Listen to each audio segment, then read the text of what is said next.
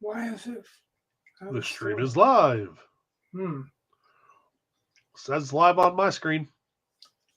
It does on mine too. And it's counting. So,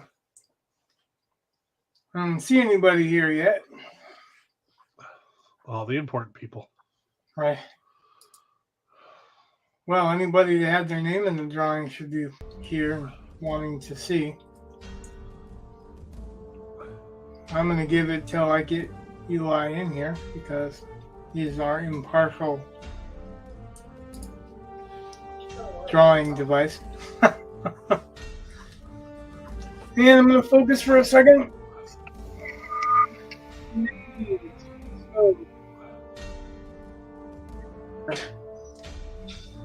Four names, that's it. 4 people.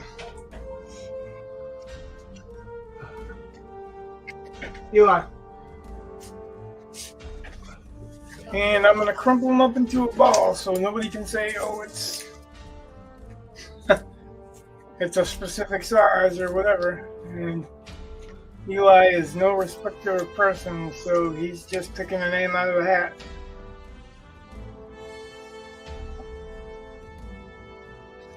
He has also special needs, so he doesn't have anything to gain or lose from anybody else's. That's good. That's about as impartial as I can get, so I'm trying to be fair about it. Alright, the hat. Ta-da.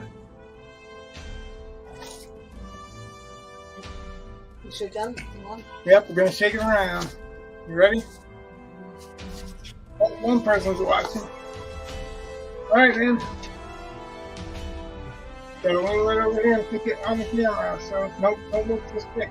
Just your hand right here and grab whatever one that you can get. Just one.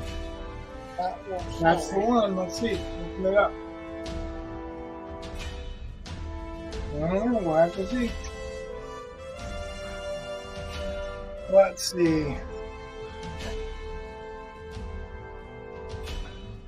It is the longest name of anybody that's in there, and it was the smallest crumpled ball. Nice. Space Marshmallow Randy. So, Space Marshmallow Randy is in the chat watching. He won. You can get it? You're good. Thank you, sir. Can you get this back? No, yeah. And I guess if he doesn't claim it within a day, we'll draw again. Cool. That's the best I can do. And they gotta let me know what the address is for them, so that I can send it to them. Otherwise, like I said, then we'll draw again. So, in the mail, I got new crowdfunded comic. Ooh. This is not quite an unboxing, but I've pretty much put everything back in so that I can show everybody how I received it and what's in it. So this is the Wraith of God. That's Aaron LaPresti's comic. And there's I guess I'll lower this down some and see how that works. So there's a bookmarker, and then there's a playing card, but it's a card. And all of these separate ones are in card sleeves. There's a Garbage Man card, and he's a short story in the back of it. Focus, camera. And Kit Carter, which she's got a new campaign for her, and that's kind of a retro 50s space opera thing where she's a space ranger with a monkey. It's the alcoholic monkey sidekick. And the actual comic. It's a pretty hefty comic, by the way. That's a Simon Bisley cover. Well, that's fun. Yeah, the first one was werewolves. This one's vampires. So. I have not taken this out of the bag to see what's going on in it. So that's kind of an unbagging or unbacking board.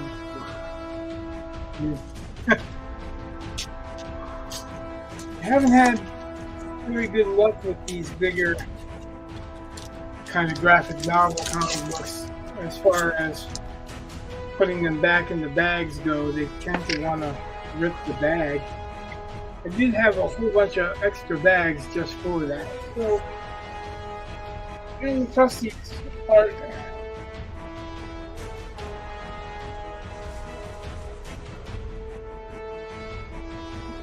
pretty exceptional in the own right. Pretty cool.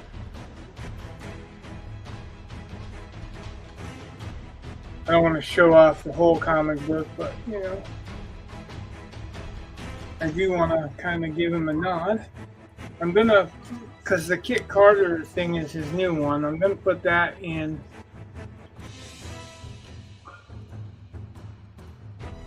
I'll put that link, the Indiegogo link in the chat.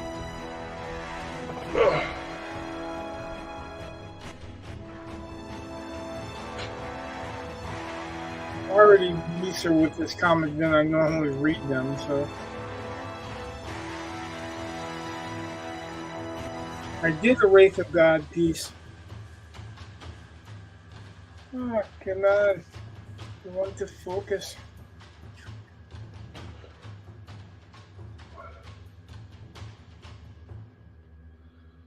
I did a Wraith of God piece online, I think.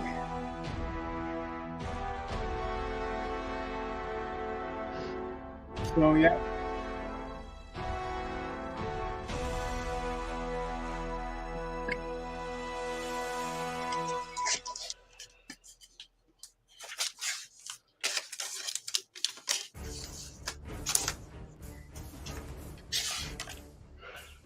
Well, we'll see if Space Marshmallow bothers to stop by. I wonder if it's one of those people that thinks it's not real or something. I don't know.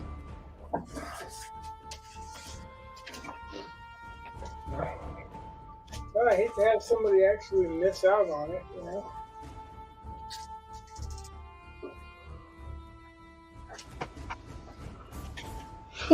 Actually, one of these is legit. It's as legit as I can get it. So, I'm going to do two links. But the first one is the Kit Carter link. That's Indiegogo.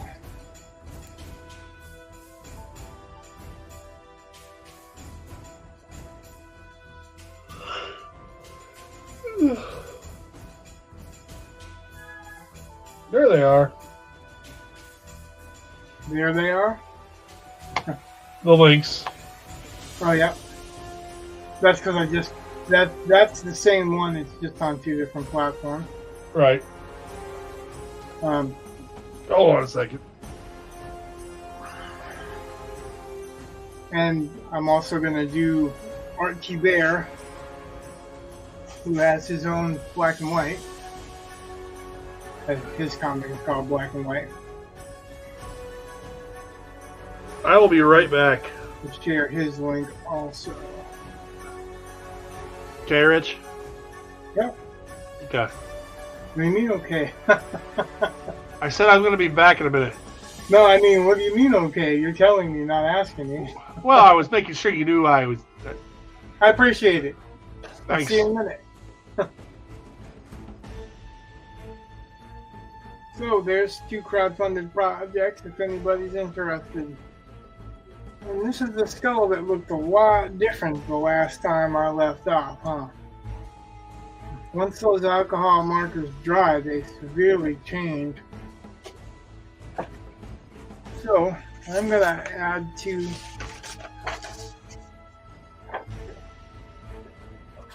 going to darken the inside of his nostrils and eye sockets because in reality, the skull is not hollowed from the mouth on up.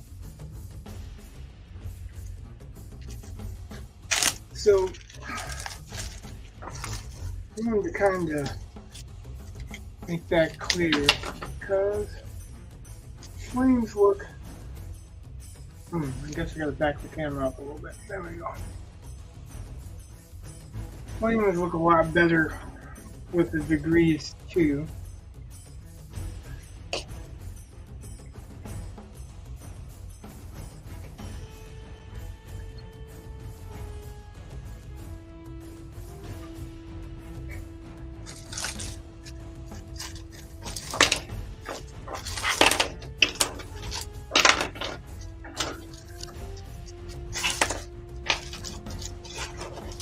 All the way to the bottom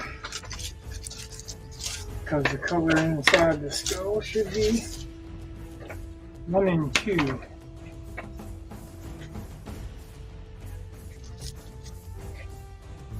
I'm going to start with 2.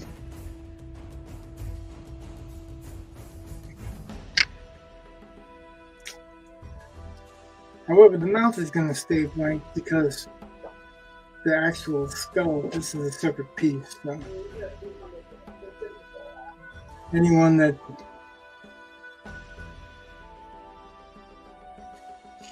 has been doing this for a while knows exactly what I'm talking about. And for those who don't,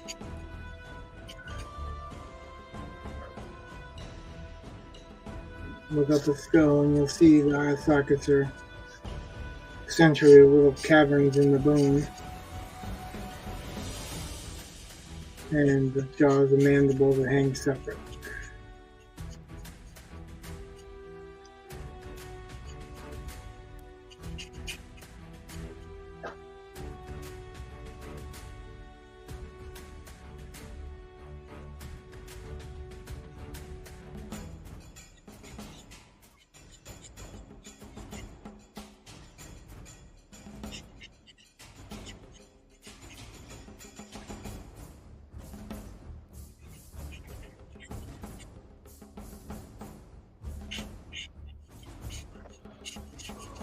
So, what does everybody think I should do for my next giveaway? What does anybody think?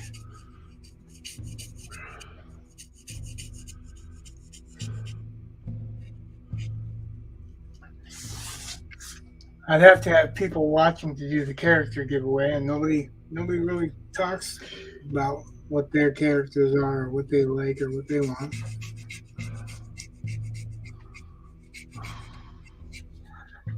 Can you see that skull better than just black now? I mean, I didn't touch it outside here. Yeah. Just let it dry, but you see the tones now and the brow and all that. Yeah.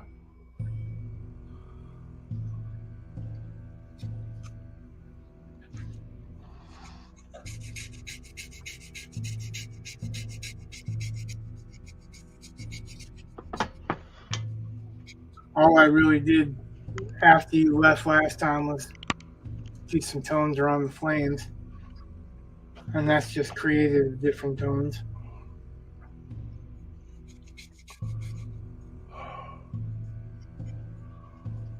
You still sick? Oh yeah.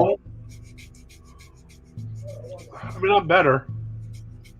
I spent most of yesterday asleep. I went to work today. It's just, you know, after going to work and then doing tutoring and then the swim meet, it's a long day. Yeah. Tuesday, I went to a doctor's appointment, but I didn't get any sleep. So when you were all like, I'm sick, I'm like, yeah, we'll just delay this because I'm dead tired. And oh, see, Tuesday. I went to work on Tuesday. What did I did go to work on Tuesday. I did not go to the swim meet that night. Instead, I went home and went to bed. Pretty much slept. Yeah. Well, when I messaged you, you said something about you didn't feel well, and so I was like, I'm exhausted. That was my reply. I'm exhausted, so I'll probably, cancel the stream. I had put all the information out. I'm like, oh yeah, we're gonna do the drawing and all this, but I was like, yeah, I'm dead tired, like really dead tired. Yeah. Monday, I stayed home Monday because I was just god awful sick. And then, I've been sick since about Friday. I felt it, like I was starting to really feel it, and I slept most of that night. But then I had a quiz bowl meeting on Saturday, which I could barely stay awake through. And then, yeah, I slept for most of that day up until your stream. And then, yeah, Monday, stayed home. Tuesday, there was a department chair meeting, so I thought I should go. Plus, it's the end of the quarter, so kids are scrambling to get grades and stuff, and, I'm trying to give them an opportunity to get their grades up. But I went to my department chair meeting on Tuesday, and they're like, you should go home. And I was just like, yeah, no, I can't. Like, there's just no way. I'm needed. I'll limp through, and I did. But then I went home and I slept pretty much all the way through Wednesday. And I went back today, and I'm a lot better. Like, it may not necessarily sound better. Like, I'm tired, but Monday and you still sound ill, which is why I asked. well, I also asked to make sure you were feeling better. well, It was genuine. It wasn't that last time I was online where I kept on stream and kept blowing my nose, that just kept getting worse. Like, it's a lot better than that now. Obviously, I've only blown my nose like twice. Yeah, that was Saturday. We didn't have any tissue around, so we had toilet paper. And I had, I think I went through 6 rolls just blowing my nose. So, yeah, it just wasn't.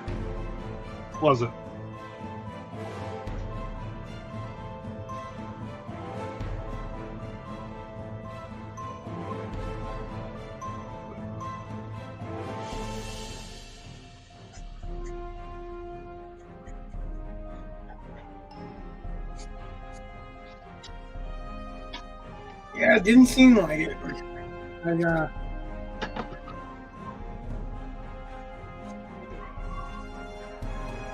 And then Sunday, right?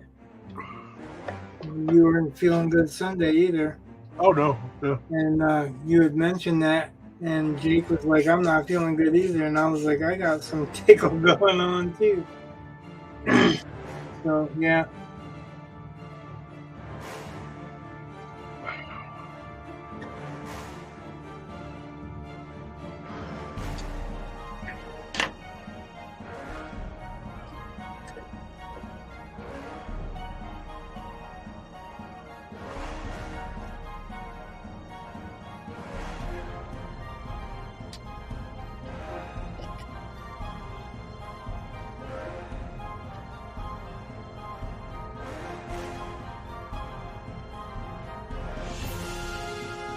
One of the things I really like about alcohol markers is that I went through all this with a darker value, and then I'm coming back through with a lighter value. Yeah. And it's going to actually lighten that darker value up.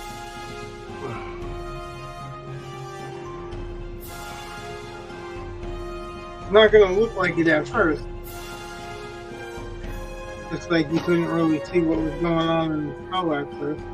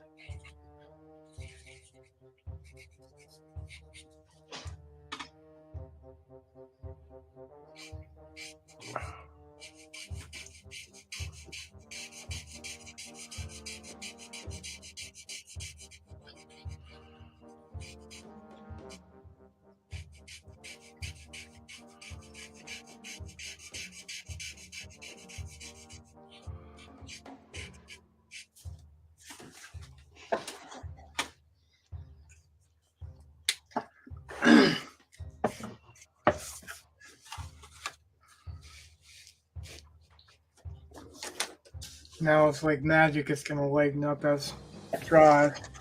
Oh, yeah. Cool. Yeah, that's what it did all along there. So, and that's always what it does. That's why I like it so much. What I really need to do is replace some of these markers because I've had them for a while and I've used them quite a bit. So, I mean, I can replace the tips, but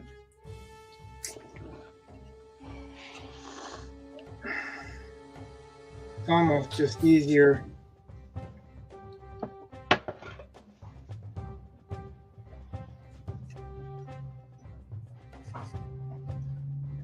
So what's cool is a guy I was talking to you about that I'm probably going to have on the show here and there. Yeah. He's not a writer, but he's a reader. So he's one that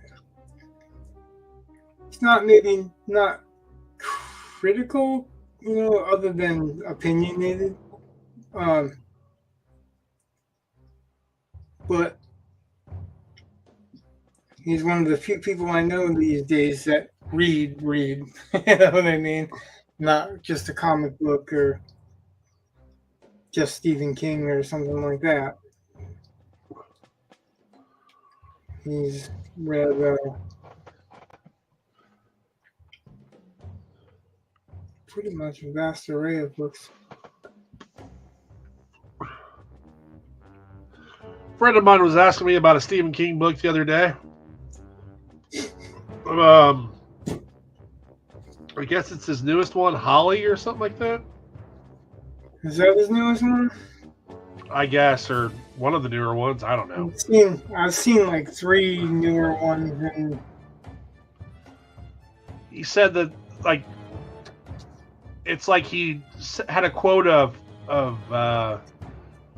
liberal talking points that he had to insert into his book because yeah, right. They're not necessary. They don't add anything, and it's just dumb. And I was like, well, sounds kind of like him. Yeah, unfortunately, that's nothing new with the person we're talking about. Yeah. And actually, some of it's ridiculous. Like some of the stuff he says is just dumb. It's not. He didn't do 5 minutes of research. Otherwise, he'd know that he's just talking out of his ass. Particularly when it comes to guns, but not limited to, So I just finished Jamie Ford's 4th book. I don't remember what the name of it is now. Love and Other Consolation Prizes. Okay. Have you kept up on Jamie's books? No. So Jamie was a hat tracker.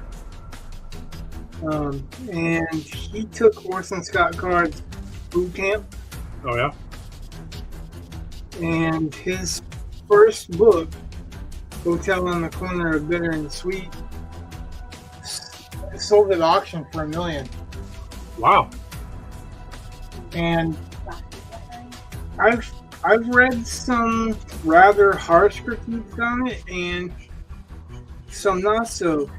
The ones that I read that that are the more harsh critiques are all white people complaining about his historical inaccuracy. Yeah. Now, his historic timeline is the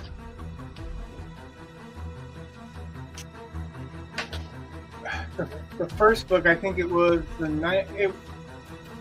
It's all of his books take place in dual timelines, but Hotel on the Corner of Bitter and Sweet takes place during World War II when they started putting the Japanese in internment camps. Okay.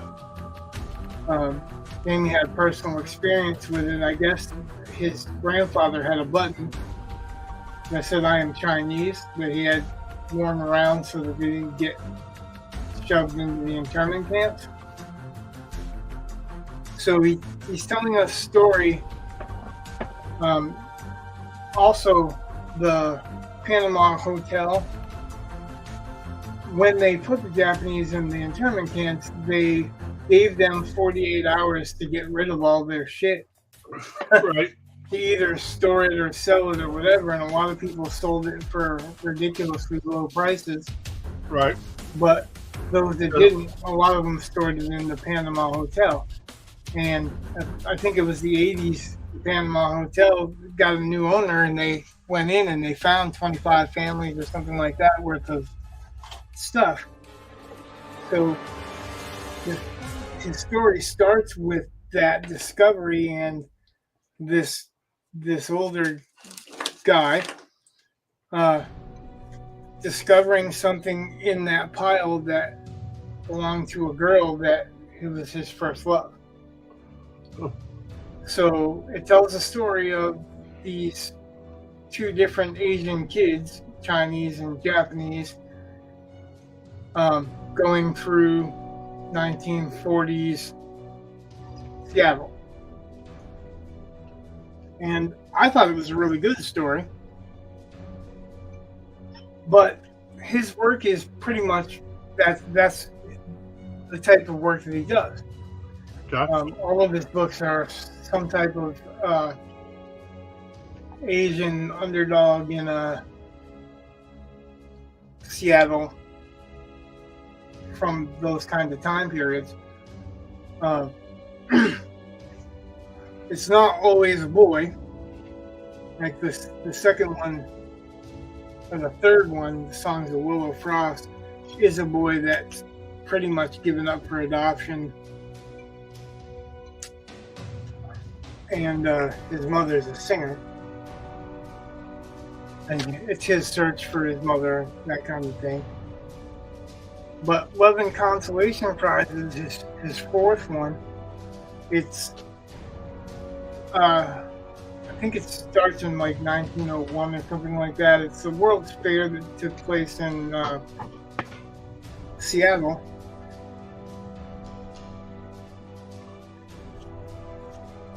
And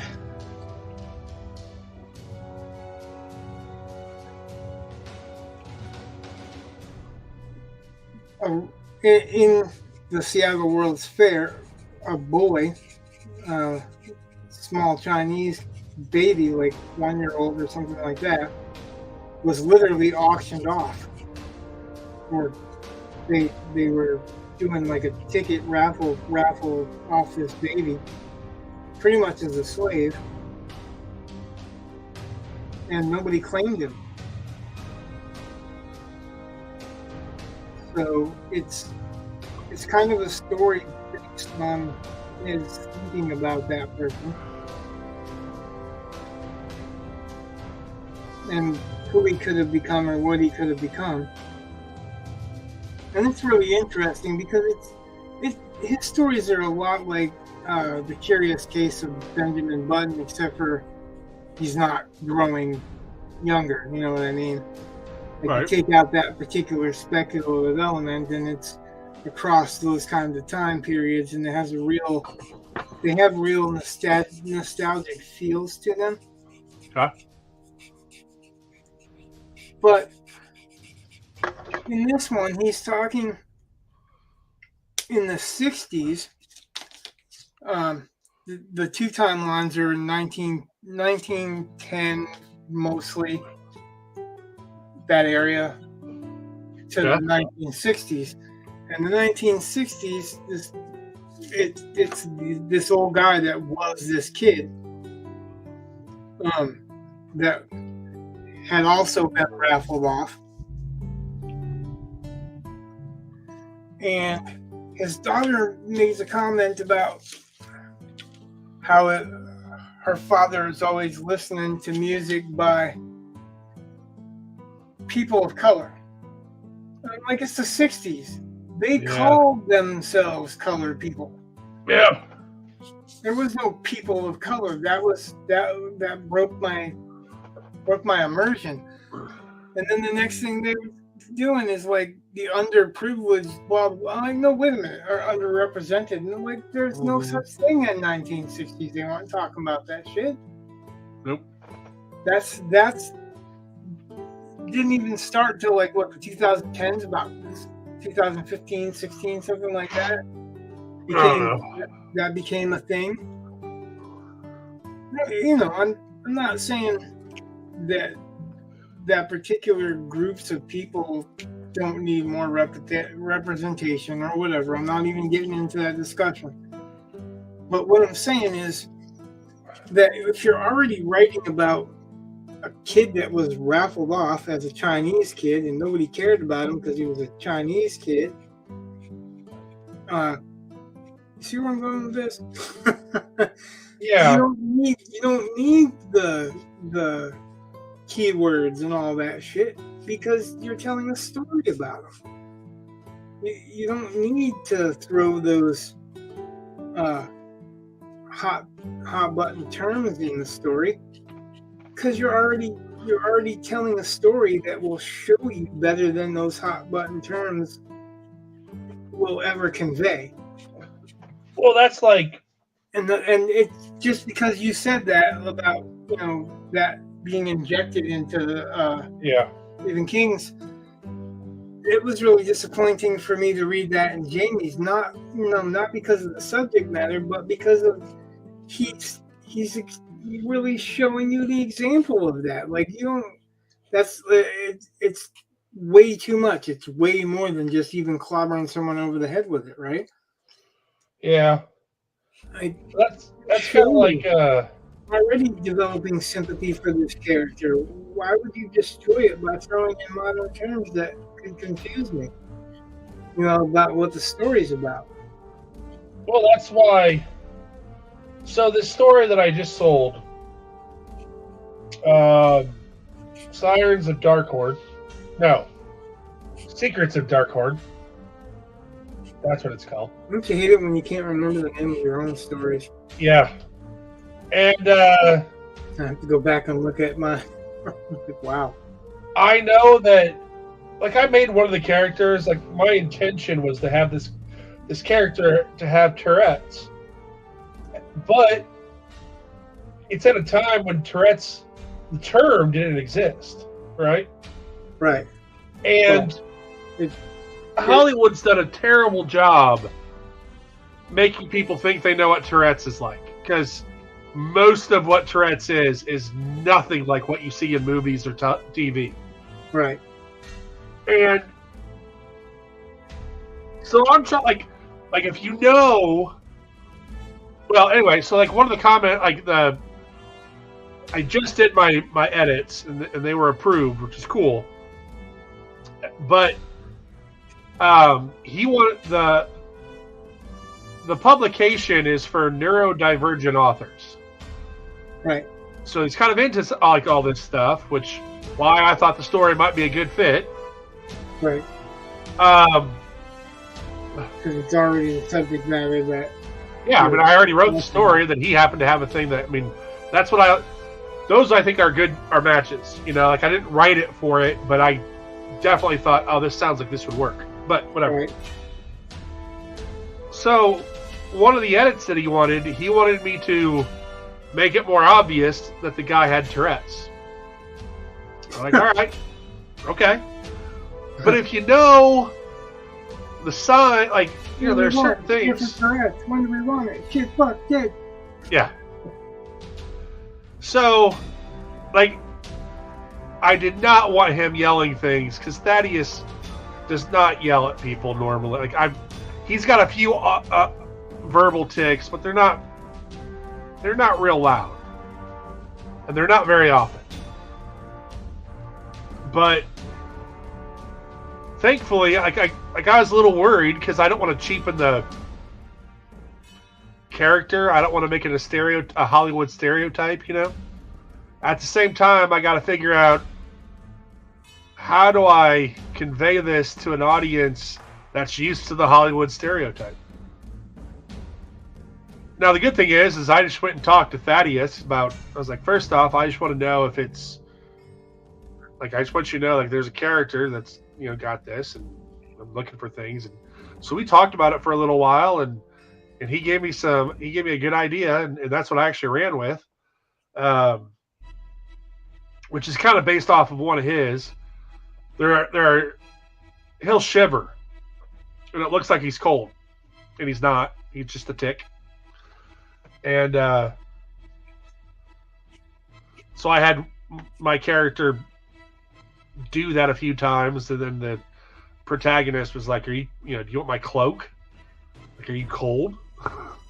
So, trying to make it a little bit more obvious without having to be like, hey, it's Tourette's. Because Tourette's is it's just not the right term. It's the wrong time. Right, it'll take you out of the immersion. And I've struggled with that with other stuff where it's like, especially with characters of color. Like, on one hand, as a white author, I'm like, if I don't do this right, they'll come for me. On the other hand... Who's they? Well, I don't know. On the other hand, it's like, I don't want to not have, characters of various ethnic backgrounds. Like, it just doesn't make sense. But, yeah, it's like, what term do you use? Do you use the time period appropriate one? I mean, I've seen, this is not a joke. There was a teacher last year that kind of had to go through the ringer a little bit because she was teaching Martin Luther King Jr.'s I Have a Dream speech. And because she read it, she's a white teacher, and because she read it out loud, a student complained. Because, it uses the term Negro versus person of color. That student failed. Well, I mean, that's kind of like... But it's just one of those things, it's just like, really? You're going to tell me Martin Luther King Jr. was a racist? That he hated black people? What? Like, I don't... Some of that stuff... That student failed. Well... You have to make up some credit to his mind. It's just... I don't get it. Like, I don't... When your ideology starts clashing with... Like, there's some ideologies out there that are just... Like, I'm... The fact that Martin Luther King Jr. would be canceled today... When I was talking about... Jamie Ford had some pretty harsh criticisms, right? About the anachronism and all that, and they're talking about no kid in the 40s would use Judas Priest. Like, what? Yes, they would. You can read and research yourself. You're talking about basically Seattle. And they're talking about the 1940s. Right. In the 1920s, they were still paying for scalps in Texas.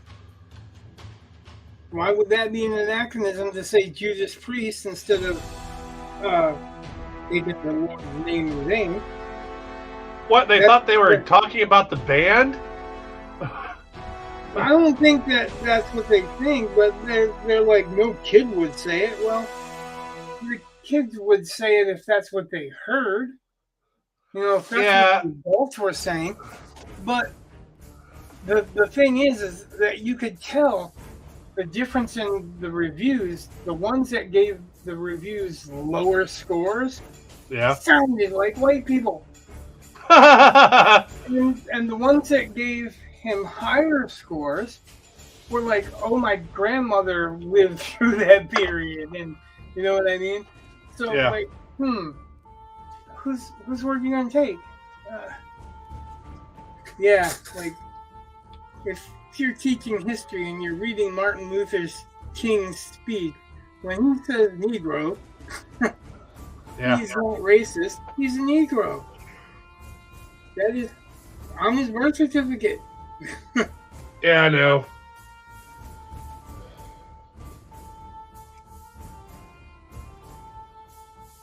It's like Ugh. when I started the novel that I kind of put on hold, and I have my special needs kid in there. It has everything to do with EY and my relationship with EY, right? You're right. And my thinking of what would it be like to try to live through a hard situation on top of that, you know? Right. It's hard enough to deal with sometimes as it is, but if you put, for instance, Nazis raiding, Right. you know, in like literal Nazis taking over, and you have a partially verbal child that throws tantrums if he doesn't get his own way, and you know, Right. in my mind, it was like, how would that work? I mean, I'm sure that that's not something that didn't exist back then. I know in Ireland, way back, they had laws where if somebody convinced a retarded child or any special needs type of child to do something illegal, Yeah. it was the person that convinced them that had to pay the price. And it also was like a village responsibility that they took on, that everybody kind of kept an eye out for those kids. So, and we're talking about the 900s or something. So,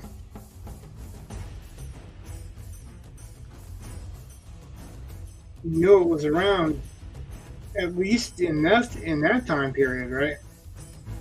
Right. So it just led me to thinking about what I would do or what somebody else would do in my shoes. Of course, you know, the father has a speculative element.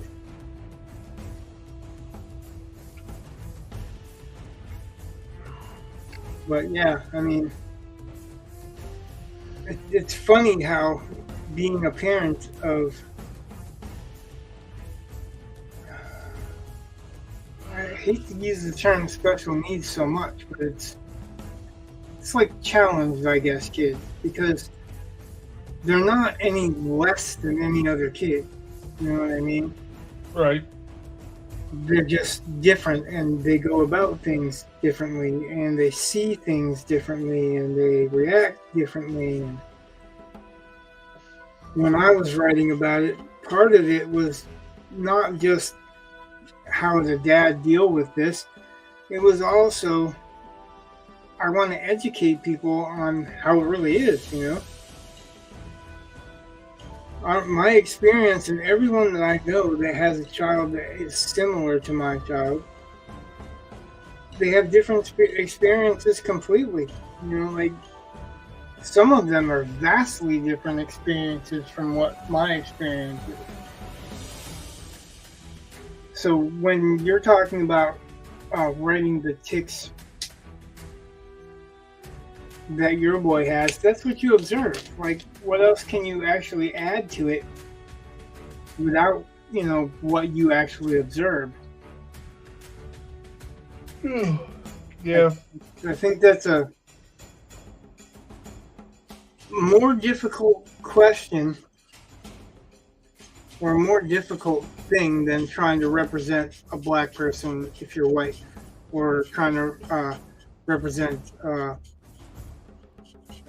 Mesoamerican, or I don't know. I hate to even go into these subsets, but just trying to represent a culture that's not your own, I guess. I don't think, because you can research a culture Yep. and you can know from your research on a culture what their milieu and social expectations are. Like, every character is still going to be different because every person's different, but you can research how life is lived in Darfur or whatever, right? Right. What the different customs are, what the different beliefs are. You can research that stuff, but you can't do that with what we're talking about, because, like, so Eli has verbal apraxia. There is probably 700 different forms of verbal apraxia and what those kids can or can't do, right? Right. You can't boil it down to, oh, this is verbal apraxia. You can only boil it down to what your experience of it is. I guess. Well, that's another thing, though. I don't know if I'm getting it there, but that's kind of what I'm trying to explain, is that. And right, but like in your experience might be different than my experience, and yet if I'm writing it, it has to be close enough that you can recognize that that's what I'm doing, and without drawing attention to it. If that makes sense. Well, you have to draw attention to it, but you can't be like too obvious. Like, it's just, yeah, you can't, like, if I'm writing a historical setting or a historical type fantasy where that name and whatever didn't exist, like when we were talking about people of color. Right. It wasn't people of color in the 60s, it was colored people. And particularly, colored people weren't Mexicans and all that. Colored people was the next step in the transformation of the word Negro. Yeah. The word Negro wasn't an insult, it was a literal... Oh, I know. Category. So, I'm not saying that you didn't know, I'm just trying to express that you can, but you have to, there's a balancing act, right? Yeah. You want to be, you don't want to hang away on it to say, oh, this is what you're ever going to expect, or, to say that everyone that has this disorder, for lack of a better term, is going to behave like this, right? Right. Because that's not necessarily true. But I also believe when you said that he is suggested to you to do that one particular verbal tick, right? Or not verbal tick, the shaking. When you said that he suggested that to you, that told me that he understood what you're going for. Yeah. Better than somebody else is going to. And that's a value that a lot of people are going to miss. They're not gonna pick up on it. That you're not representing someone that has an affliction in a bad light. You're representing what it's like for them to live. Right. Because that's it's kind of a hard distinction sometimes. Like we talk about cardboard characters and in-depth characters, but it's hard to imagine what someone who you're not like and don't have those personal afflictions, how they're going to deal with something or not deal with it, or, you know, it's a commendable cause, I guess. What I'm saying is employ points of view like that, because those are the points of view that are really underrepresented because no one can represent them. Right. So for you and I to represent what we think about people that we love in such a way, that is giving them some form of expression or a voice, you know, trying to give them a voice, even if it's through fiction. But fiction is the truth and a lie, right? Yeah.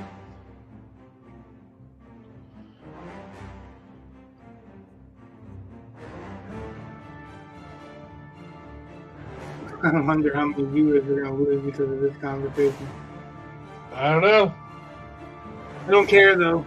You know, when it comes to that, like, I think our children are precious to us. Yeah. And that when we represent them in our fiction like that, we're actually presenting what we love, someone that we love, and trying to show other people how we do, right? Or why we do. Well, the way I figure it, I mean, again, I'm just trying to show another perspective, I guess. And it fit with the story.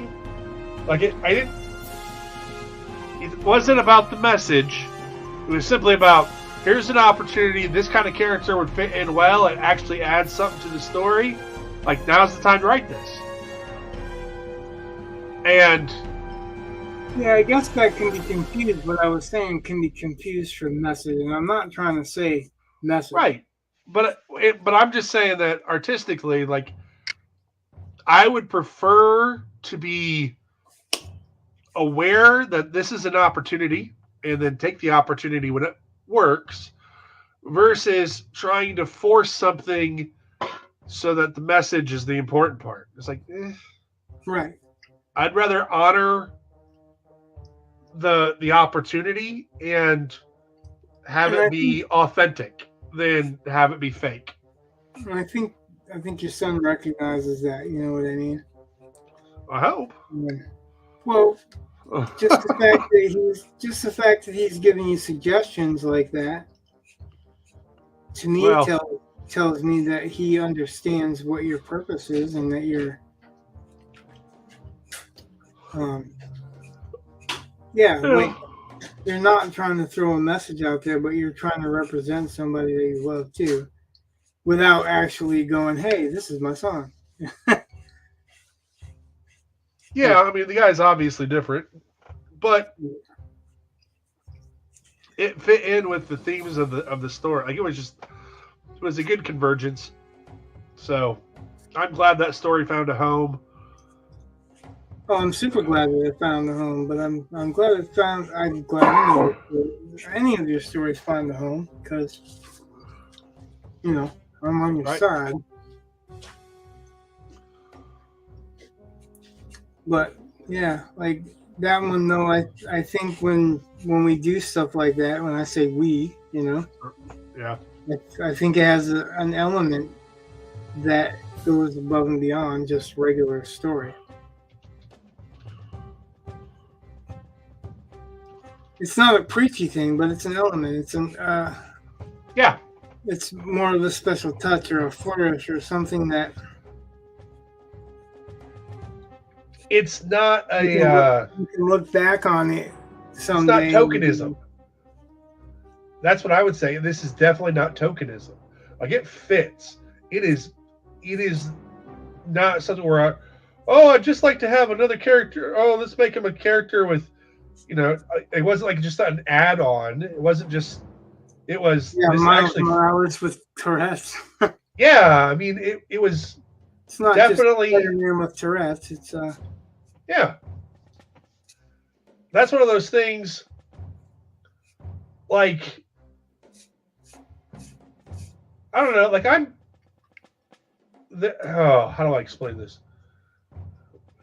anyway. I know there are some people who would say that I'm a right wing conservative. Okay, except for there are a lot of things that I'm actually very very liberal on, and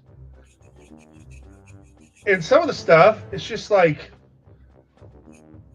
I don't want to. I'm not going to pander to people. I'm not going to just throw some token character in just so I can check a box.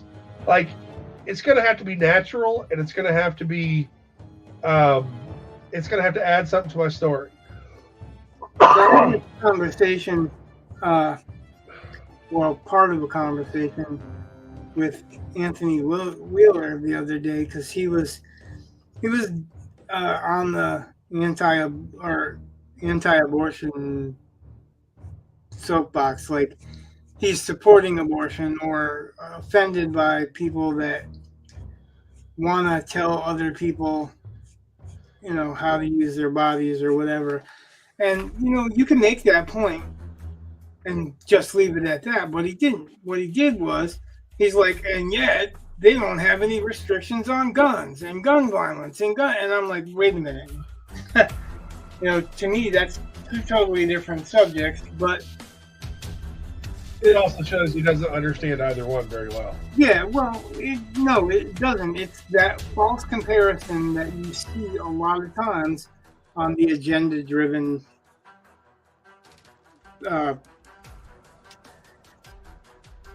people. Yeah, that's one of those things. So what I said is that I don't know no one, that agrees 100% in lockstep with any political persuasion. Yeah. The ones that I hear do that, like, Stephen King, they're full of shit and they're trying to make brownie points.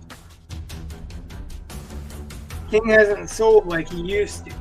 That's because he starts talking shit about guns that he don't know what the fuck he's talking about, and people recognize it. And, you can't tell Mainers that they can't use guns, and, he's a Mainer, so they recognize that he's a Mainer and trying to tell them that they can't use their guns, or that they should give up their semi-autos because they just want to throw bullets down range as fast as they can, as if that makes any sense. It just tells you he doesn't know anything about it. But I guess what I'm saying is that, like, I don't know anybody that's really 100% lockstep unless they are propaganda. Yeah. And I didn't tell him unless they are propagandists, because you can see when people just hear what you're hearing, the talking points that everybody's using, and then you can hear when people they're sincere and they're telling you what their real feelings are that opposed to, and I'm fine with anybody having any feeling politically in any direction that they want to. You know what I'm saying? Yeah. What I don't want is you telling me that I can't tell you to do something while you're telling me out the other side of your mouth that I have to do something. Like, make up your mind. We either can or we can't.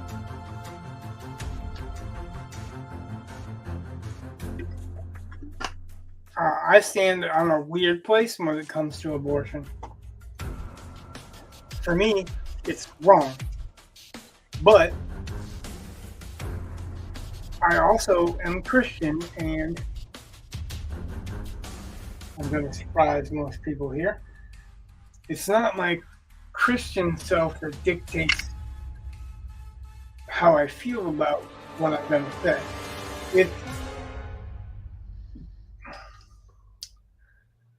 I'm not anti-abortion because of that. I'm anti-abortion because I feel it's wrong. Okay. But being a Christian, I recognize that all of us are sinners. Murder is a sin. Lying is a sin. There is no difference in greater or lesser. They are sins. They are breaking of laws, right? Okay. If somebody else chooses to break a law, I will not suffer or be redeemed for that sin. You know what I mean? I can do nothing about it. Okay. So that is the core of how I feel about the subject. If somebody chooses to have an abortion, I feel like they're killing someone because they're killing someone. But it's not. I am not killing someone. You know what I mean? I'm not in the room. I'm not in the room to do it. I'm not in the room to stop it. And I really have no say on it. If somebody else does it, that's their sin. They're going to have to pay for that sin, in my belief, at the end of time. That's what they're going to have to deal with, right? That doesn't come back on me. I'm just saying, you know, I can believe that and be perfectly fine with it without having some major meltdown about abortion. Now, I don't feel it's right, but I feel it's still a decision that's not going to be made by me, because I have always been, if I'm the father of a child, I'm not running away. I'm the father of a child, you know? Right. And not everybody is in my situation or will be, I guess, as honorable as that, but I feel that hot button issue was created to make a divide. I think that if you live in Texas and you know that there's no abortions in Texas and you want an abortion, get out of Texas and get someplace else, because there are plenty of places that will do abortions if you don't live in that state. So it's not like one state saying that it's illegal here will stop the availability of doing that, any more than one cake maker saying, I don't want to make this cake, will stop you from getting a cake made anywhere that makes cakes, just there, you know? So, if it's going to be done anyway, I'm not going to have anything to do with it, but it's not my sin. It's not my sin to do. It's not my sin to ask for forgiveness for.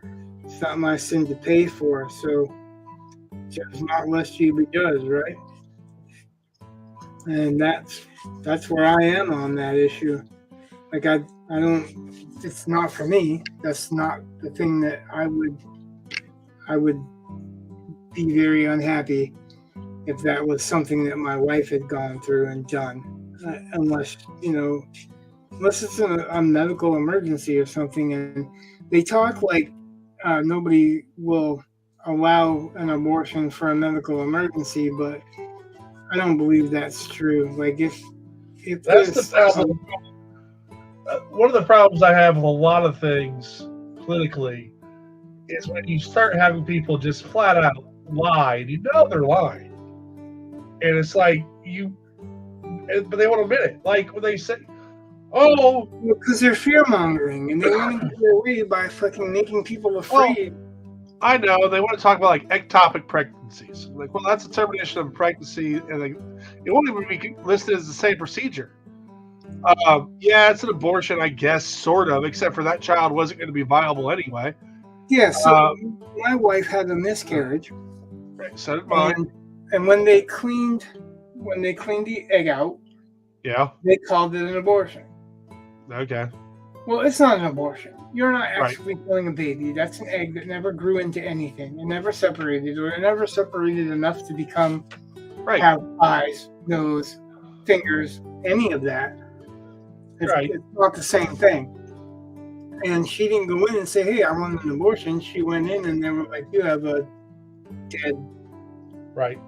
mass in you." That's not an abortion. That's cleaning out a dead mass in you. She didn't kill that baby. You know what I mean? Right. I know. And all I'm saying is that I don't Well, like I it was just talking about the terminology. That's all. when they go through and they act like, oh, the right acts like the left wants to kill all children, and they don't. And the left acts like the right wants to keep all women. Seems like it. It's sorry. There are some things that. Well, it's just like I saw a poll today that said 20% of Democrats would like to see Trump either put in prison for life or executed. And I'm like, that's really terrible. Yeah. Except for I have a feeling that 20% of the right would say the same thing about Biden. And it's not that it's not me, I don't think that's true. Like, you don't execute somebody because you don't like their policies. No, but if you want to impeach, that's a possibility of treason. I mean, yeah, impeach and convicted in the Senate, it's not a possibility. It's a possibility of treason because if you look up treason, you can't commit treason against yourself, and he was the president at the time. No, what I'm saying is treason is against the president specifically. What I'm saying is that there are people who think that Biden he's under the control of because of all the bribery stuff, and so he's blackmailed and he's sold out the country, and that's treason.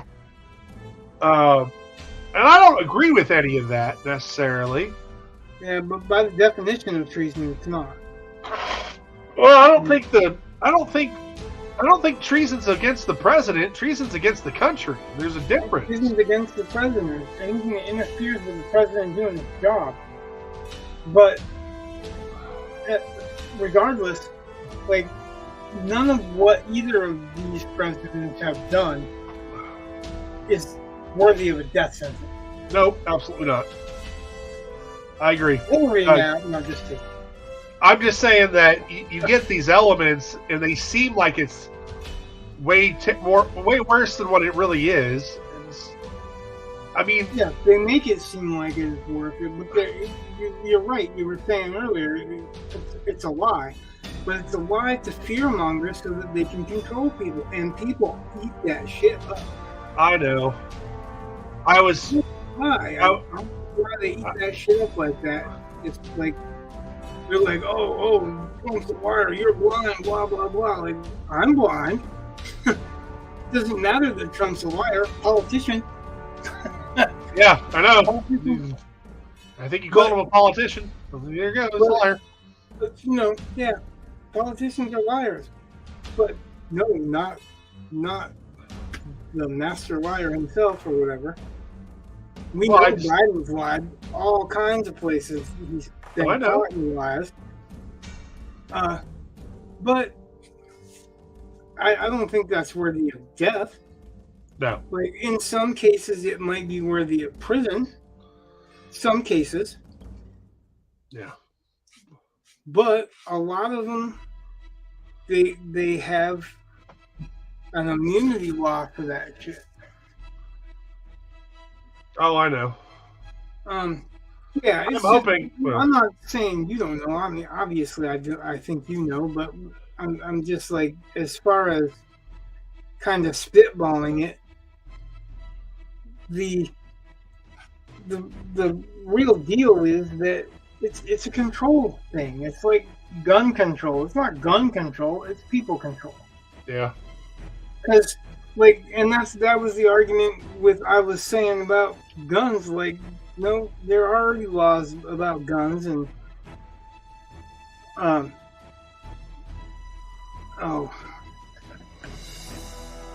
yeah, more laws and more red tape to get guns would cause less deaths. Blah blah blah. No. It No. causes less gun violence because there's no gun involved, but it doesn't stop violence.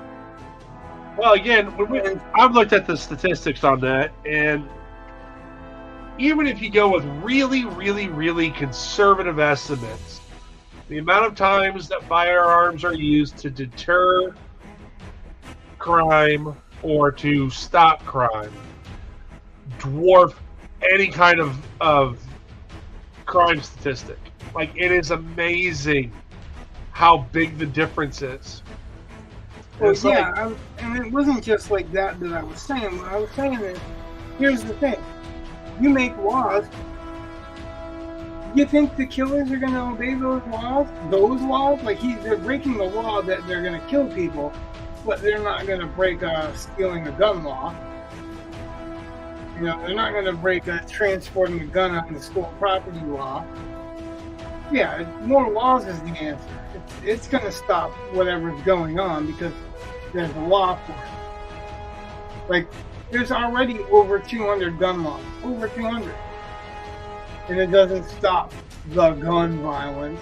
So it's bullshit. Right. It's not, because the problem is that they're labeling it gun violence and they're calling it the fault of the gun. And it's not the fault of the gun, it's the fault of the shooter. Yep. And until people start focusing on what the real problem is, there's never going to be a fix. It's like this Lewiston shooter that took place. He told his psychologist, psychiatrist, or whatever, that he was going to shoot people in a military base. He's a firearms instructor. He told them. There were like, I think there were like 17 different places that he could have been stopped along the way that people could have made. And there's red flag laws in place. So why did it happen? Right? Right. Because of the laws, it's just another. The problem is that the people that obey laws are the people that need the guns for protection. Yeah. Like, if you obey a gun law, if you're going to obey a gun law, you're not a criminal. Criminals don't obey laws. Criminal. You know, that's like politicians being liars. Politician. It's yeah, but it's that whole Captain Jack Sparrow, right? Pirate. Yeah. Like, you expected something different. Why did you expect something different? If you pick up a rattlesnake and it bites you, you don't know it's poisonous. Rattle didn't give you a clue because it's the only snake that rattled. But that's like, my mom she's a nurse, or she was a nurse before she retired. You know, my father was college educated and all that. Like, I grew up in a household of a family that read a lot, paid attention to the news, all that kind of stuff. Always had reading material, like lots of reading material in my house. My mom's not dumb. But I remember once she just adamantly refused to believe me when I was like, a semi-automatic gun is just one that fires one bullet when you pull the trigger. Each time you pull the trigger, yeah. That's exactly what it is. It's semi-automatic, not automatic. And she would not believe me. I'm like, Mom, like, what do you think the difference is automatic and semi-automatic? It's not like I shoot them faster. It's not like the bullet comes out faster. It's, you know what I mean? Like, the bullets don't travel faster. They might be ejected faster, but for a long time, actually, even automatics were only set for 3-round bursts. So they would go fast, but it was only 3 rounds at a time. Ba-boom, ba-boom, ba-boom. Yeah, because you lose control. It's the whole propaganda crap, you know. I know, but she just would not. Like, she just told me to shut up. Like, it's rare when my mom has ever just said, like, just shut up. Just because she wouldn't believe me. Yeah, that's sad. I was like, whoa, I guess that's just okay. And it's one of those things where it's like, I absolutely know I'm right. And I absolutely know if she ever wants to look it up, she'll find out I'm right. But she never will. Yeah, right. It's the same thing as calling a assault weapon, Oh, which yeah. is not really a thing. It's a scary looking weapon is what an assault weapon is. But it doesn't do anything different. Like the AR-15 that they had a crusade against. A Mini 14 is the same exact gun. The same exact rounds, the same exact magazine capacity. But it looks like a hunter's rifle and not like a pistol grip M16. Because an M16 is the same platform. It doesn't have an automatic sear. It's not an automatic. And actually, the round it fires is not a very powerful round. A lot of hunters won't even use that round. 5.56.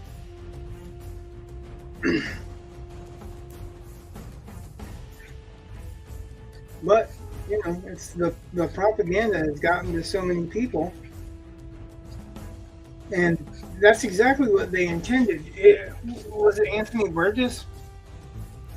Clockwork Orange? No, the other one. It was either Anthony Burgess or it was 1984, where they said, if you change the language, you control the people. No. And that's exactly what they're doing. They're fear-mongering again. It's the same thing. It's a fear-mongering thing. And it's fear-mongering from ignorance because people don't know the truth and don't want to know the truth. It's a lot easier just to have the news tell them what to believe.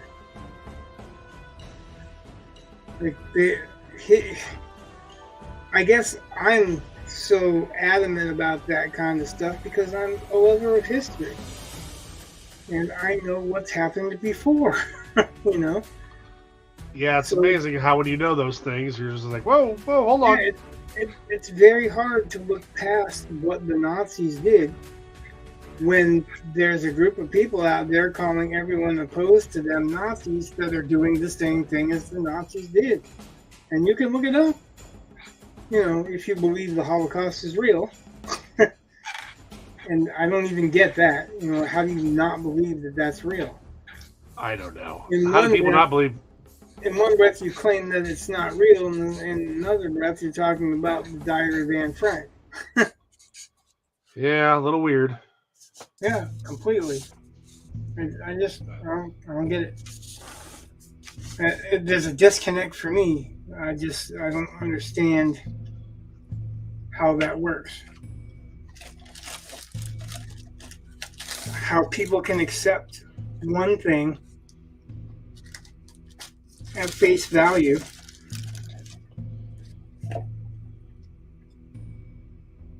when it's really suspect at face value if you think it through, right? Yeah. I guess I'm the opposite. I'm skeptical of a lot of things, and I'm skeptical of almost anything that an authority tells me. Yeah. And on the other hand, I give everyone that's not an authority the complete benefit of the doubt. Like, somebody's accused of, all kinds of murder and rape and all this other stuff, and if they have no, if they didn't catch them in the act or have video evidence, or I'm like, are you sure? I want to hear the evidence. I don't want to condemn someone unless I know it's true. Like we were talking, Amanda and I were talking about it yesterday. No, the day before yesterday, Tuesday. That there's not enough there's not enough people here uh, in the medical trade to care for older folks right now. Okay. They don't want to take jobs for $15 an hour because basically that's what people are paying. Shit, $18 an hour to work at Burger King. Right. You know what I mean? Nobody wants to do it. Either they don't want to work or they've got some issue because they won't hire a felon. And I think it was like a Facebook post or something, but when somebody was like, it's because they won't bother hiring a felon, this whole bunch of harpies were all like, no, I don't want murderers, blah, blah, blah. Well, you know, felons doesn't mean murderer. There's a lot of different kinds of felonies. For instance, did you know that it's a felony to cross state lines with somebody's dentures if they're not your own? Nope. You do now. Because you're crossing state lines with a body part. Martha Stewart is a felon. Right. Snoop Dogg isn't, which is weird. So. Well, yeah, I think a lot of that has to do with money. Oh. But yeah, I do all kinds of stuff, but I'm not going to go too deeply into that because I really don't know a whole lot. So. But yeah, there's plenty of kinds of felonies that are white crimes that don't hurt anybody. And there's such a thing as rehabilitation if we're to believe that's what our prison system is for, right? I thought it was for free labor for the government. Yeah, that's rehabilitation, right? So what's the big deal? Why does it matter all that much that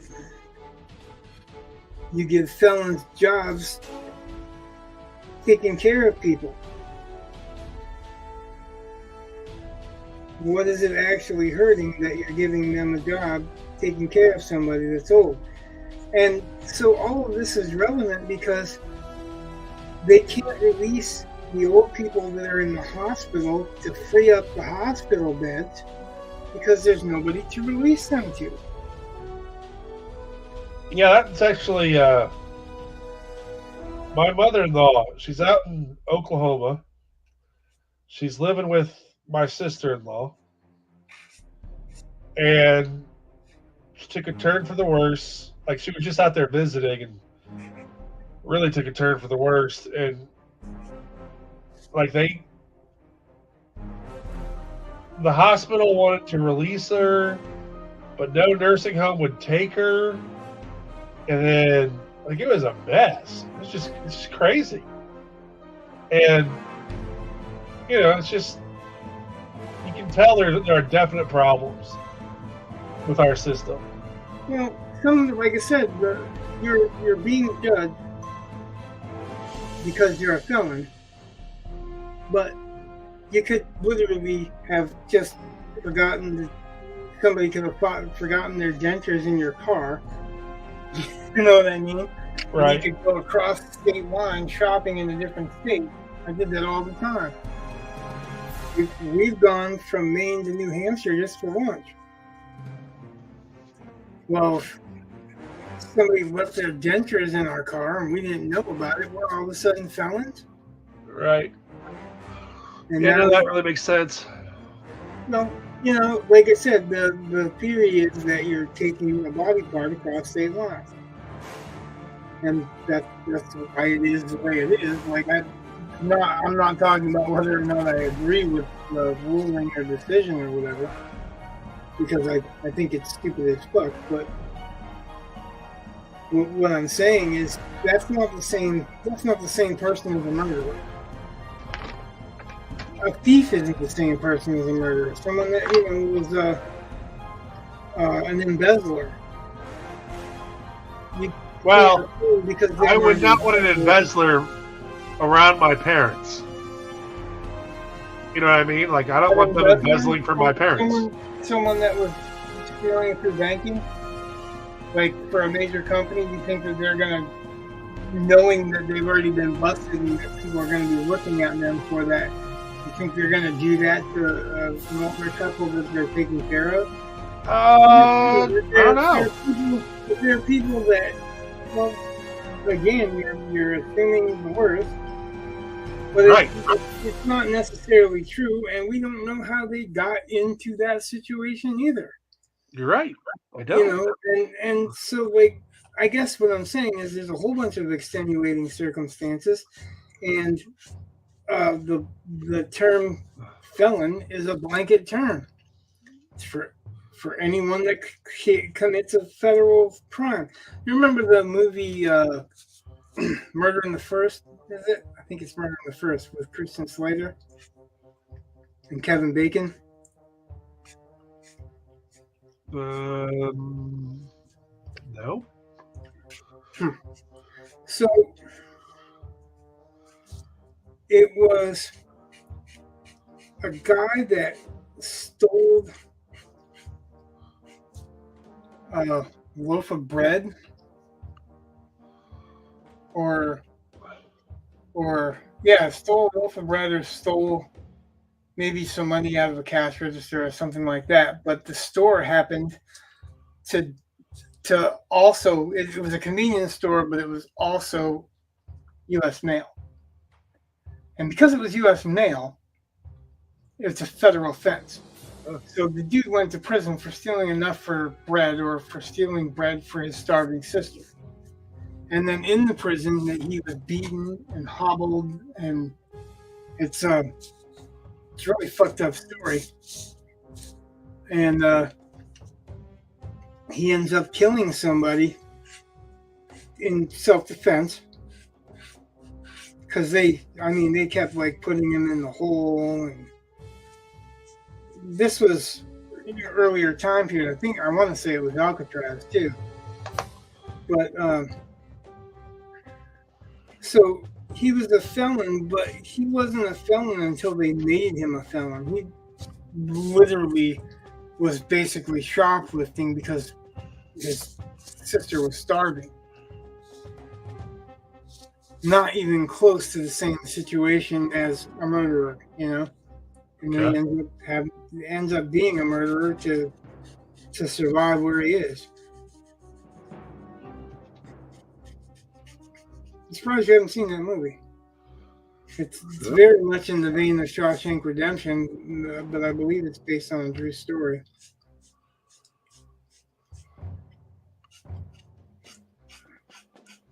Now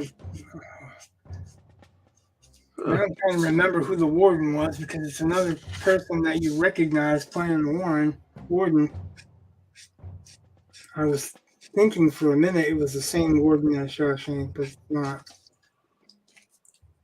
I'm going to have to find out. Curiosity's killing me. Is it Gary Oldman? He's in there. So shit, Milton Glenn. That's Gary Oldman. Yeah, it is. Yep.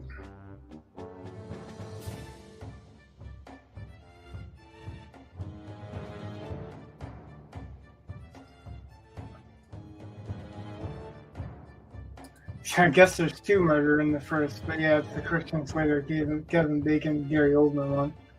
And Gary Oldman would be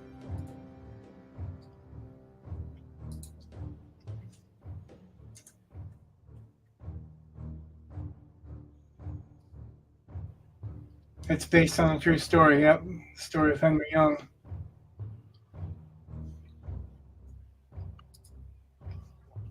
Yeah, so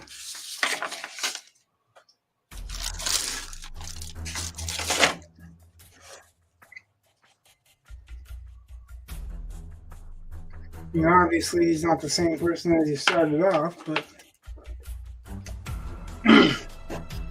he wasn't a bad person to be put in prison to be made a felon. This felony was something stupid. I mean, something that wouldn't have been a felony if it hadn't been a post office also.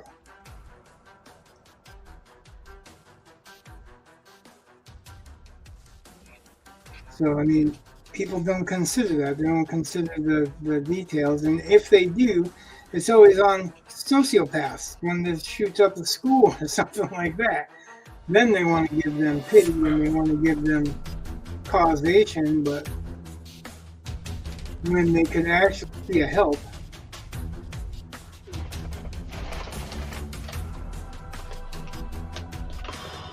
They want to shun people.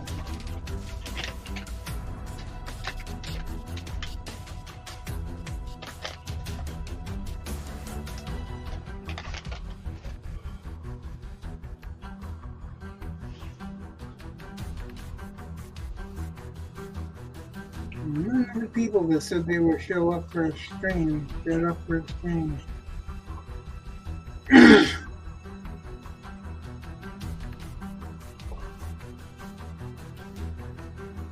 Starting to wake where the flames are going. Yeah.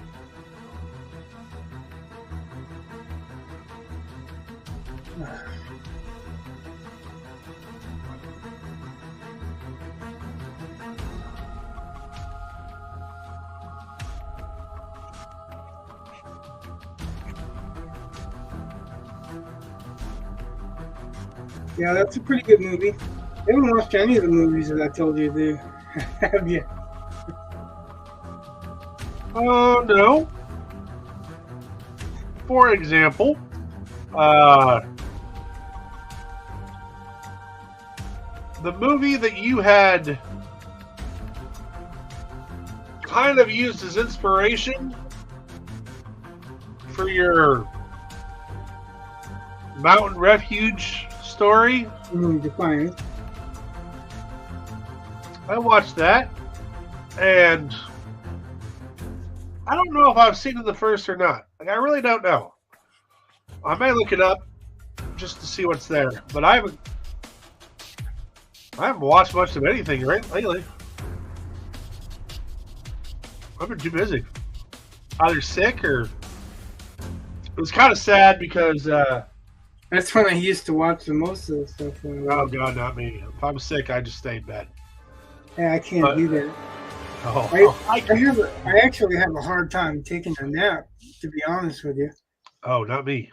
My wife doesn't have that problem either. She can fall asleep, drop of a dime, but it's not easy for me to take a nap or go to sleep or. Yesterday. My brain doesn't shut down. That's kind of why I write. Yesterday, after I got my classroom set up online, dog was in bed. I crawled in. She crawled under the blankets. She laid next to me. Like her back was against my side or my back the entire day. Like she just stayed touching me, and I was all for it. I didn't care. And I just drifted in and out of sleep. Didn't care. It was lovely.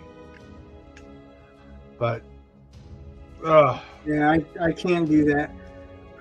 Like, I have to really, really be, like, deathbed sick to sleep like that. I'm very rare to do that. It's actually why I started watching a lot of the live streams is because I was sick and I couldn't sleep, so. Oh. Well, that's like last week before I got sick, my watch, does it's a step counter, and it changes, like, if you reach your goal, it'll raise your goal. And if you don't reach your goal, it'll lower your goal. So, it fluctuates. Kind of like that word counter that you have that erases shit if you don't. Kind of. So, my goal was like, I don't know, about 7,000 last week. Which isn't a ton, but not the easiest thing to do. But normally with work, I have no problem. But then after this weekend, like 7,000 steps. Yeah, 7,000 steps. But then, like Sunday, I think I got like it was either Sunday or Monday. By that, whatever time that was, it had gone down to like under 5,000 because I just had not moved for days. So, wow, that's kind of bad.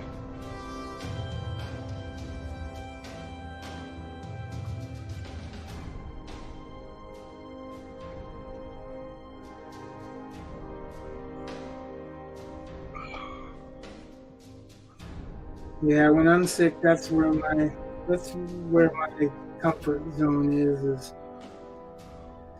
curl up with a book. If I can't read, if my eyes are hurting because I can't, stopping me from reading, then I want to watch movies or. I want to drift off to sleep and be asleep for as much as possible so that I don't have to deal with it. So. Yeah, like I said, I can't. So that's where my brain goes. It's either story time one way or the other. Story time with a book, story time with a movie, story time with a classic.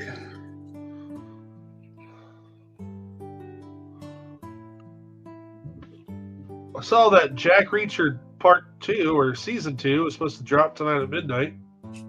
Yeah, I knew it was dropping pretty soon. So I was like, sweet, that'll give me something to watch over break. So, you watch the first season? Yeah, I liked the first season. Did you read the book? Nope. I only read one of the books, and that was the one that the Tom Cruise first movie was supposed to be based on. I read it before. I read it before the movie, but it violated point of view. I hate it when books do that like that, especially because it opens with the killer's point of view, and the killer knows who he is. He knows what he's wearing. He's wearing gloves. Knows he's a he. But it was written in such a way that it was like intentionally leaving it out. And it was one of those things I think Orson Scott Card used to talk about, like people intentionally leave out names and they don't need to because nobody would know the name if they heard it. You know what I mean? Right. And in this particular story, you wouldn't even have known the name. Like, it would have been a giveaway when you met the character because you didn't meet the character until after he already knew who it was.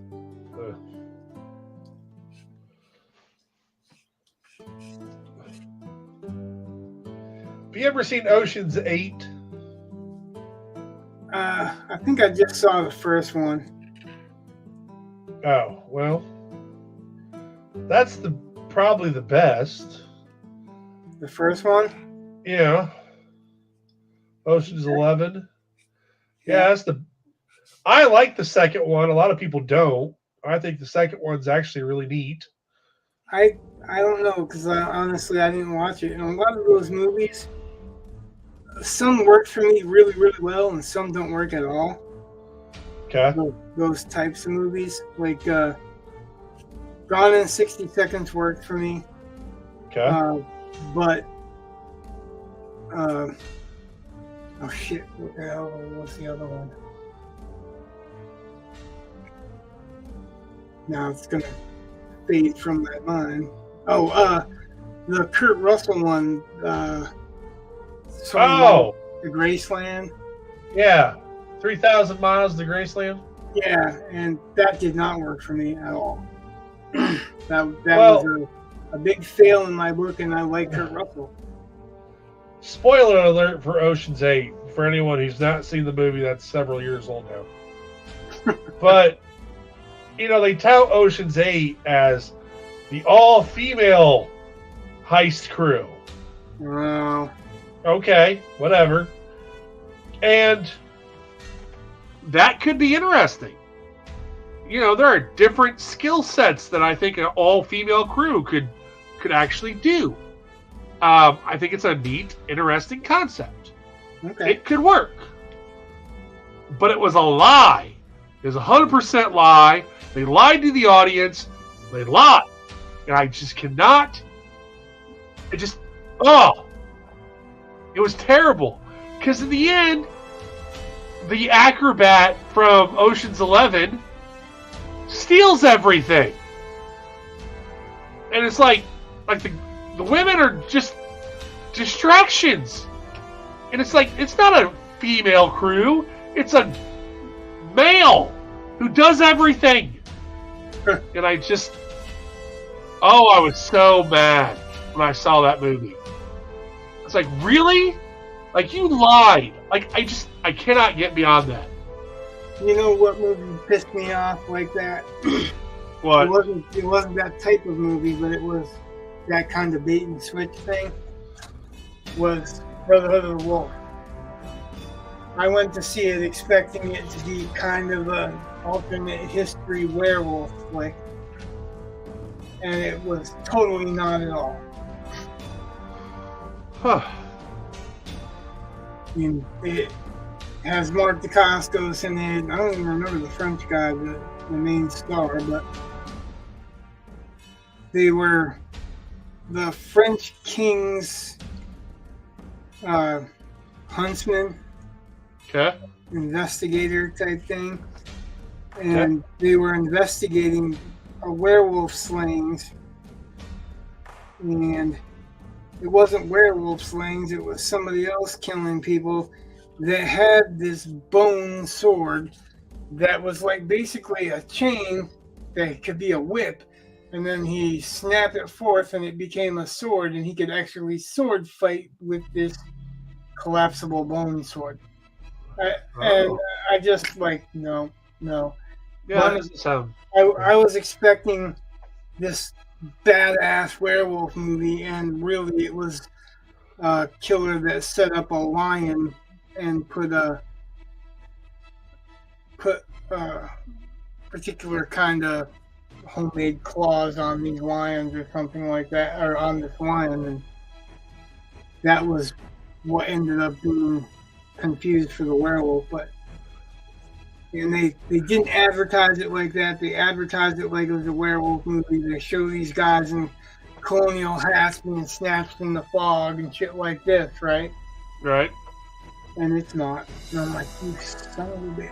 Because, you know, I'm enamored with werewolves. Yeah.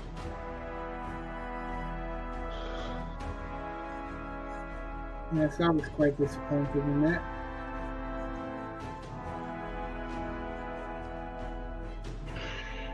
You know, like, I came to like the movie, but it took me watching it quite a few times before I could get over being pissed off at that bait and switch. And, like, that's basically what you're talking about, is they made you feel like they did a bait and switch. They advertised. And the other thing, too, with what you're saying is that they missed an opportunity to show people why that would have been a great idea. Well, Like, okay, like, all girl skill set. They missed the opportunity to show that off and show how it could work. yeah, but also, like, if you watch Ocean's 11, they don't hide anything. Everything is there. So they don't necessarily draw your attention to it, but if you watch that movie twice, once you understand what the plot of the heist is, you know exactly. It's all there. And I would argue the same thing basically for Ocean's 12. I'm not a real fan of Ocean's 13. It's all right, but it's just kind of like, yeah, we've done this before, but whatever. But You know, this is going to be controversial, but I can't watch George Clooney movies. oh, whatever. I mean, you can't. Well, I think I can't watch George Clooney movies because he always has that fucking stupid dumbass smile. okay. Like, he's dying in the perfect storm. He's literally the boat's going down. He's got that dumbass smile. Like, I'm making $1 billion paycheck out of this. Yeah, but his character and Brad Pitt's character together are great. I mean, it didn't. George Clooney has never played a character, in my opinion, that I've ever seen him play that I didn't feel like somebody else could still play and it'd still be just as good of a role or whatever. okay. Like, I know what you're saying, the chemistry or whatever, but I think that's more Brad Pitt's chemistry. Could be. He seems to have been able to pull off a lot and work well with a lot of diverse kind of actors. Well, I kind of like the way the first movie is George Clooney's movie, the second movie is Brad Pitt's movie, and the third movie is kind of a rehash. And then there's Ocean's 8, and I just diminished returns. Yeah, that's a problem with the sequels, right? Like, there's very few movies that get better sequel-wise. Yep. The only thing I can think of off the top of my head that fits that bill even is James Bond. Because you already know what you're expecting going into that movie, and they pretty much, most of the time, they pretty much satisfy you. Yeah. Even when they switch to Daniel Craig, and he doesn't look the part, he doesn't look anything like what Bond's described as. I think he's a pretty damn good actor, so he managed to pull a lot of stuff off that way. But with all that switching M to a woman and all that stuff, which was just for the sake of doing it. Yeah, I know. Even with that, it still was pretty much better than the last, movie before that. So I think that they did get progressively better with Bond. I have.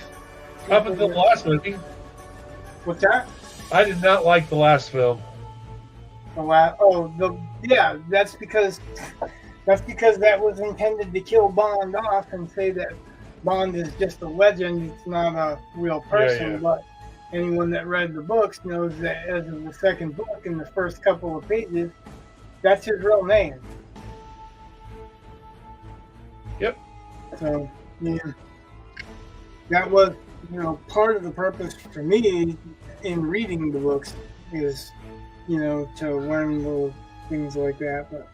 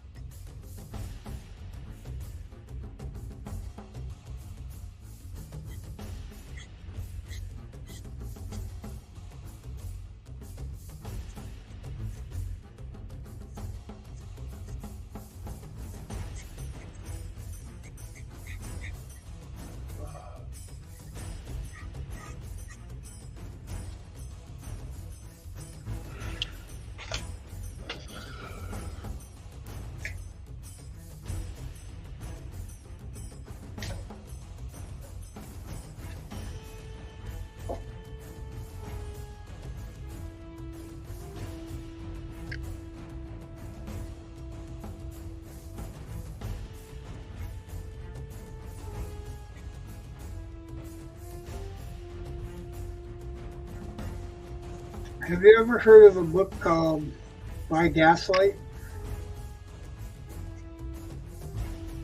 No. It's what I'm listening to on Audible right now. It's by Stephen Price. I've been meaning to look it up. It's I'm not sure if it's any kind of speculative fiction, although there was a scene or two that kind of made me feel like it was heading in that direction. it really feels like historical fiction that's set in London in, I would say,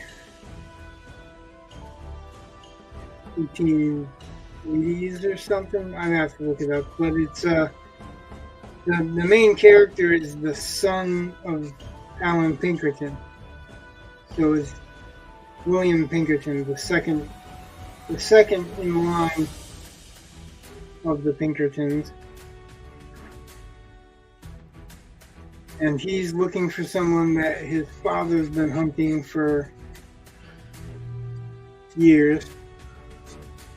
So it's kind of interesting, but I'm just surprised that given the type of it's right along the lines of kind of Jack the Ripper-y type stuff, and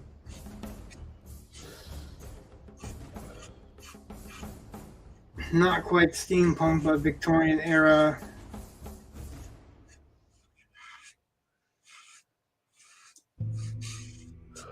Kind of surprised that it really wasn't made into a movie or something, because that's the type of thing they like to do.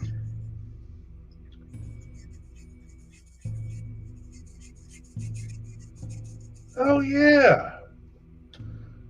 I had a thought last night. I'll hold off on the applause. Yeah, I know. Hey, it's got to happen eventually. First off, randomly on a YouTube short or something, they had a clip from some Star Trek Next Generation episode that I don't remember, where there's a Dyson sphere. So it just made me think about that. But so then I was thinking about kind of our blossoming concept. Pet conception. Yeah. And I was thinking basically like Mad Max, but on a space station. Well, now you're speaking my thing, but the problem is the whole Dyson sphere thing. We'd have to be getting away from that.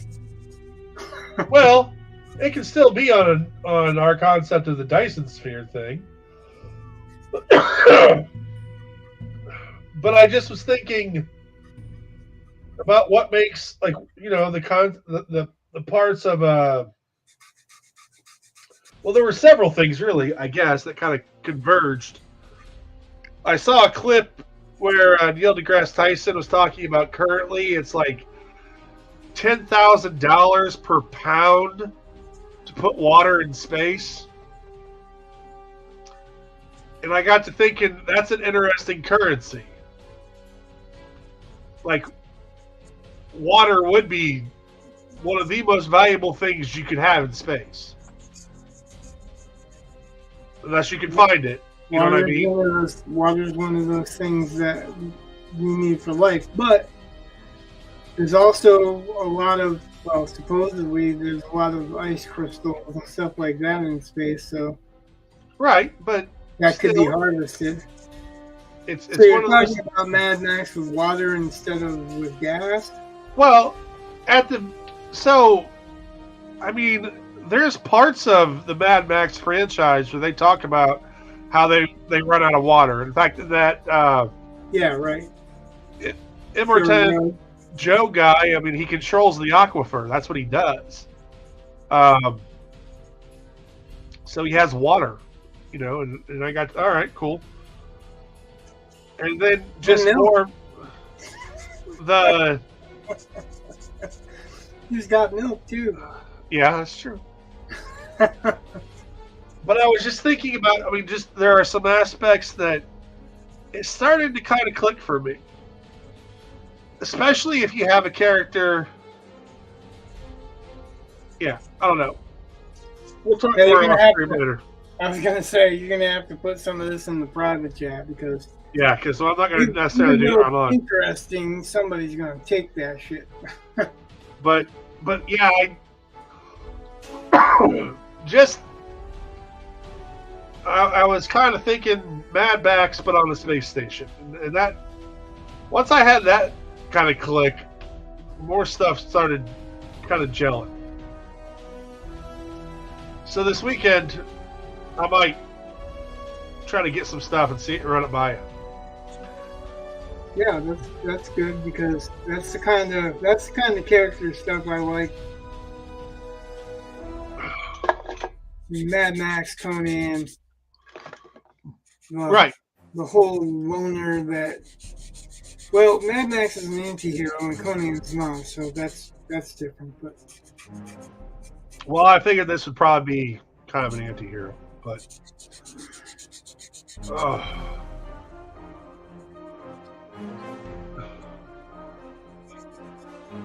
almost sounds like that scavenger idea can be applied as well. oh yeah, maybe.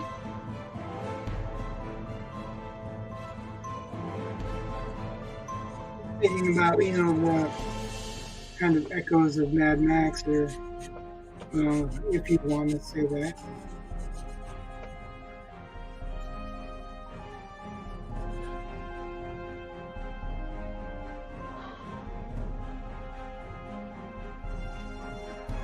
All right, Rich. I hate to do this to you, but Again, I know I gotta go. Like oh my god, I'm about to fall asleep. yeah, I'm pretty close to done.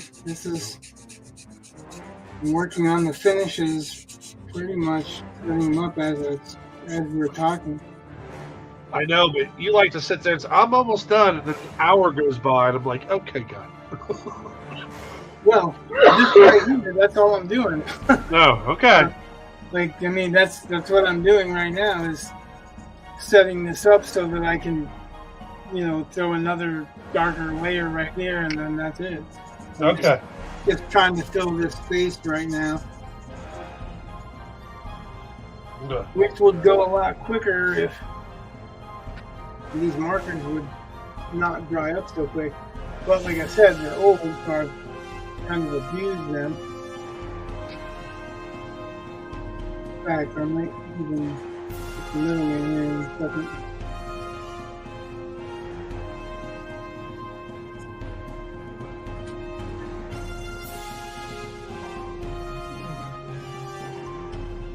Yeah, what it was, I should have started on the bottom and worked my way towards the flame.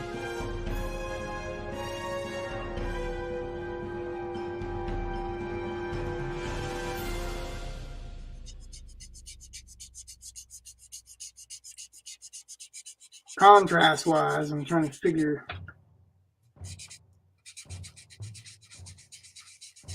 best course of action out.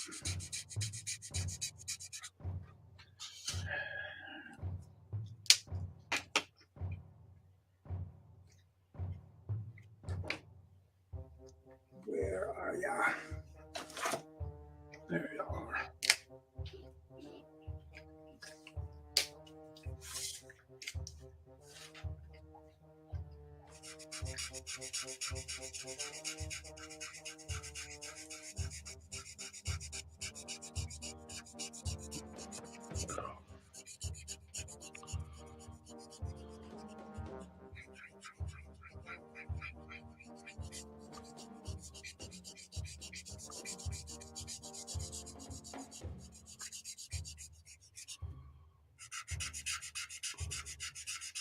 Yeah, if you need to go, you can go. I'm just going to finish this little bit up anyway. I'll hang around. I really don't want to keep you if you need to go to sleep or something.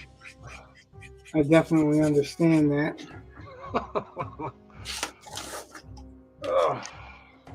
I like your company. I mean, we've been talking, and it's always interesting. But I don't want you to be forcing to keep your eyelids open so that you can hang out with me while I color this last 10, 15 minutes.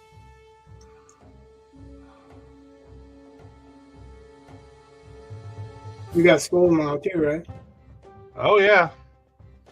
Tomorrow's going to be another long day because it's the beginning of finals, and then my wife and I have tickets to go see a show up in Shipshewana. Bless you. Yeah, exactly. Hopefully I won't hit any buggies on the way up there. We take that risk all the time too. We live near Amish country, so. Yeah. I will say this, though. I mean, one of the most... You know how there are certain moments in your life where you see something and you're like, wow, that is something I will remember forever? I was I've had driving home from a factory job one summer, and I always work third shift, so, I'm coming home around 7, and I'm driving through Amish country, and for some reason, there was a hot air balloon, group. So there are all these hot air balloons that are being filled in this field, and they're in various stages of liftoff and filling, and it was just you had this, the sunrise, you had the balloons, you had the picturesque Amish farms, and I was like, wow, that's not something you see every day. Like if I had had a camera, I would have been taking pictures, but. We were taking a back route, cutting across Amish land, and just about sundown. It was not quite sundown, but just real close to it. And all of a sudden, out of nowhere, fucking 4 Amish carrying this lamp come up out of the bushes on the side of the road. Like, holy shit, children of the corn much. Yeah, we've seen moms with babies, at their chest in buggies. Yeah. And pretty much some really crazy stuff. And I don't understand all of. You know what I mean? There's some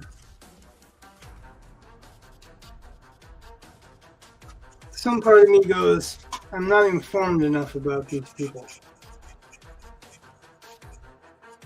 Well, I mean, for a while, there was an Amish kid in my class, like when I was going through school, and he just like everybody else, I guess. I mean, I don't know. I mean, Napanee and Shipshewana were kind of big Amish locales in Indiana. And I don't know. I grew up around plenty, but a friend of mine, he grew up around Kendallville, which isn't that far away, and it's kind of over by Shipshewana. He just absolutely cannot stand the Amish. And I don't know what. He's like, oh, their buggies get in the way. And I'm just like, dude, it's they're in a buggy. Calm down. But whatever. Yeah, they are committed to their way of life. Yeah, that's what I figure. It's I think that commitment like that should be appreciated, really. We don't see that at all today, except for in those types of communities. But what I was saying was I don't understand the fundamental differences, say, between the Amish and the Mennonites. Oh, I can't tell the difference most times. Well, I mean, Mennonites can sometimes drive. There's a similarity in dress, but there's not. It's similarity, but it's not the same. Right. I see Mennonites like work at Walmart, and you won't see that with the Amish. They might sell their lamps at Walmart or tables or not lamps, but, sell their crafts. I don't know. So I don't really know enough about them, but I know because you know that there's a difference, but what is it? Yeah. What makes the distinction other than one group uses more modern things than another group, or they use some modern things, or like maybe they accept usage of a phone or a car if they need to get somewhere, or electricity or whatever, but they live by the same values of light and dark, or like going to bed at dark and whatever. I don't know enough about them. That's what I started that part off with, right? Yep. And I still kind of hold true to that. I don't know enough about them, but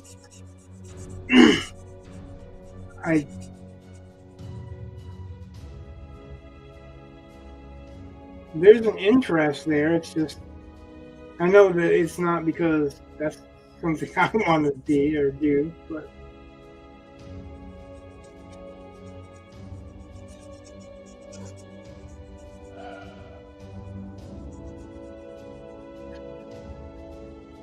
that's one of those I wonder why that is type of things.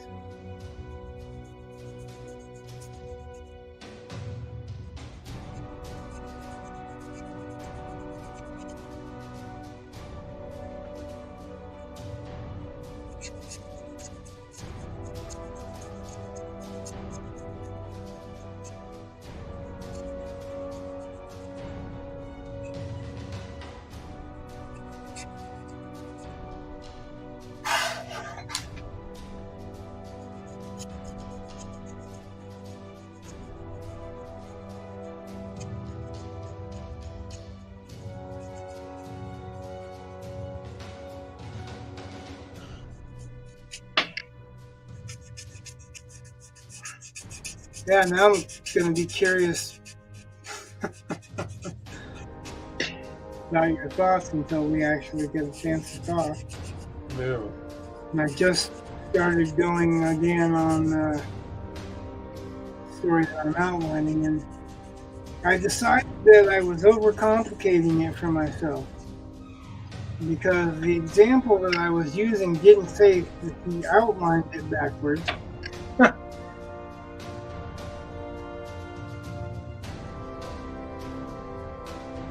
Said that he wrote it backwards. And so he probably had an outline, like maybe a loose paragraph he extended, expanded on, something like that. We have a second viewer. Is that Space Marshmallow?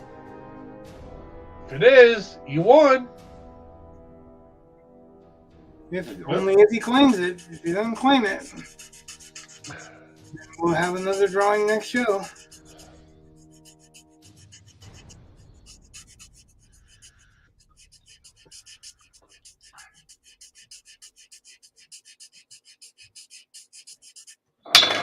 And I'm definitely not hunting someone down to pay for mail to give them something that I worked on. Like, I don't know in what relation that Are you stealing my dog? he entered, you know what I mean?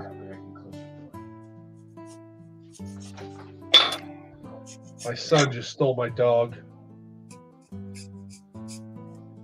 How come he stole your dog? Well, she normally sleeps with him at night. In fact, in September, my wife had to attend a convention in Kentucky for a week. And I was like, all right, cool, whatever. I'll keep the dog. Because, the biggest bed in the house is mine.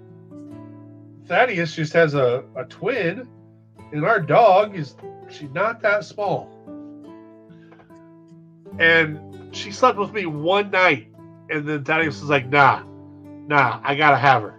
I was like, all right, fine, whatever.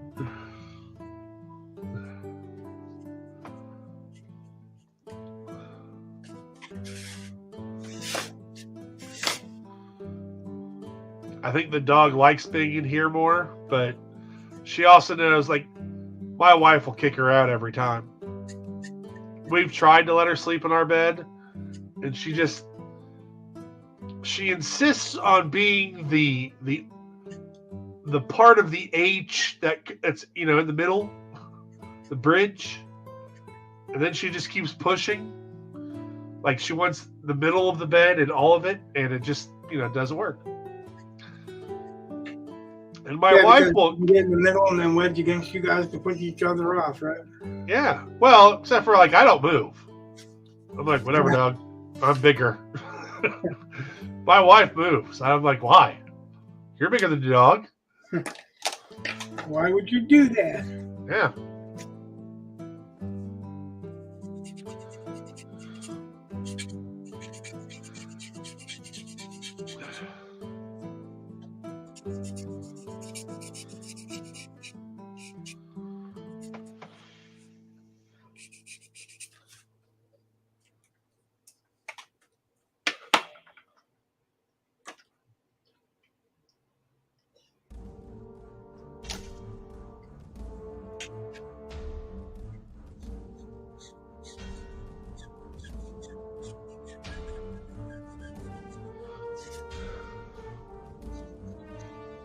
It doesn't look like it, but this will soften the edges. I believe you.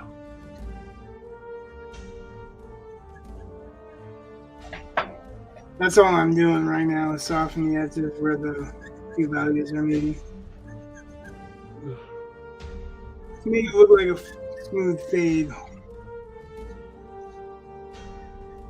Been tattooing too long because I keep getting tempted to say when it heals. It's not when it's healing, it's when it's drying.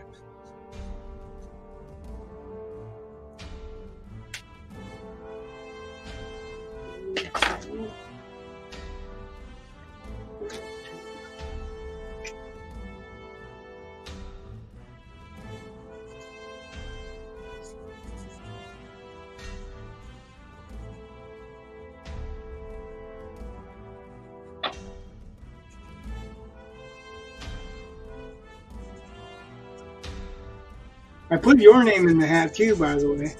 I saw that. You even spelled it right. I was impressed. Why? I have family members who can't spell my name. Yeah, but I used your name in in writing at least once a week. I guess technically it comes out as something different, but I always write your name out. I always find it was hard for me at first to realize you only had one T. I mean, I have all the T's I need. Yeah, I'm not saying anything like that. I'm just saying I'm used to seeing like two T's when I see the name Brett. So I know, but like I double checked a couple times, but that's exactly it. Before I ended up saying anything or whatever, I double checked. Before I end up writing it, I double checked. Well, I've had correspondence with people where, I get if they misspell my name the first time, whatever. But when I sign the email, and I'm spelling my name correctly, and then they reply back and they still keep misspelling my name, and I'm just like, okay. I mean, it's just one of those things you get used to. Tell me about it. Like my last name, I've had people call me everything but it, and it's a pretty simple last name actually. Oh, it's in everything. But instead of people calling it where, I've heard Warray. I've heard all kinds of like really Warray. Well, My It's a older Ware house. Do you have some under Ware? Do you Yeah. have silver Ware? And but my older boy, his name is Wit. Just like the word WHIT, like the word for small. And people mispronounce his name. I'm like, like literally when I came up with, how do they mispronounce it? they'll call him Wyatt or Will or just anything but Wit. And it's like before he was conceived. A good thing that you didn't name him Two Wit. Yeah. But we had rules. We said we wanted it something like no more than 5 letters, preferably only 4. We didn't want to name him after anyone in the family, so no grandfathers or uncles or whatever. And we didn't want it to have any nicknames. So when I came up with Wit, I thought that was a pretty good one, and my wife agreed with that name right away. And yet he still gets they say it wrong. And then Thaddeus, who we argued about a lot, but I didn't think Thaddeus was that uncommon of a name. It's not. But people, Thaddeus, the Deuce, I'm just. Whatever. People as a whole are dumb. Yeah. That's that wizard's first rule again. People are stupid. It's not like every person is stupid, but people, as a general rule, Yep. not very bright. That's not. I had it. I know I had.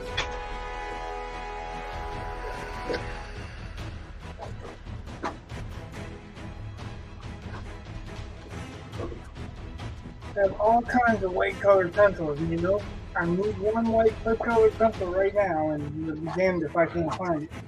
Just use some whiteout. Yeah, that's not gonna work because I have gouache, don't get me wrong, I have white gouache. I don't want it solid white. That's why I'm looking for a white colored pencil. I have one in this set because I hadn't opened this set. So basically, I just want to kind of bring the texture out and shape it a little bit. Because I think I lost that with all the marker.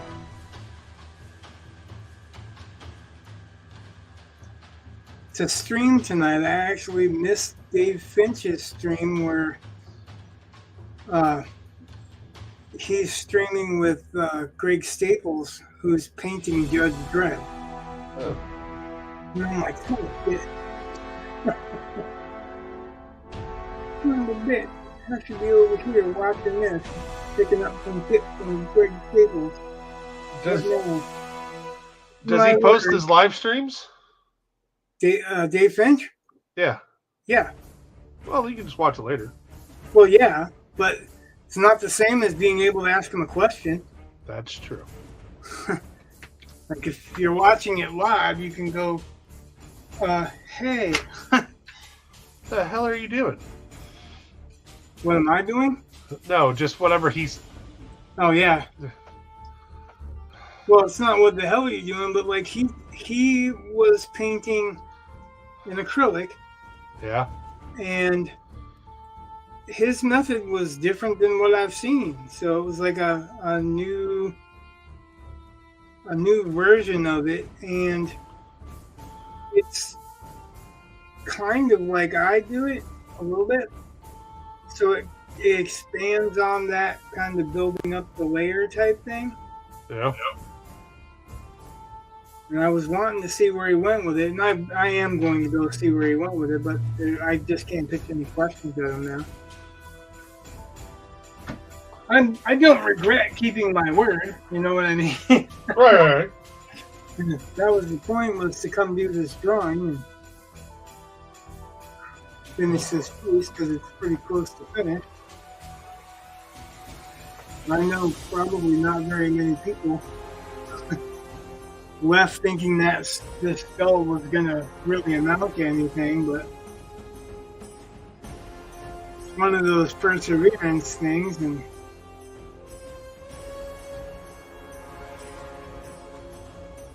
Okay, Rich. persevere. I gotta call it.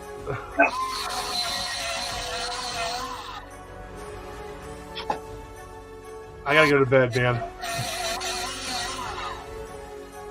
Well, like I said before, thanks for hanging out. No problem. I will talk to you later. All right. Bye. Have a good night.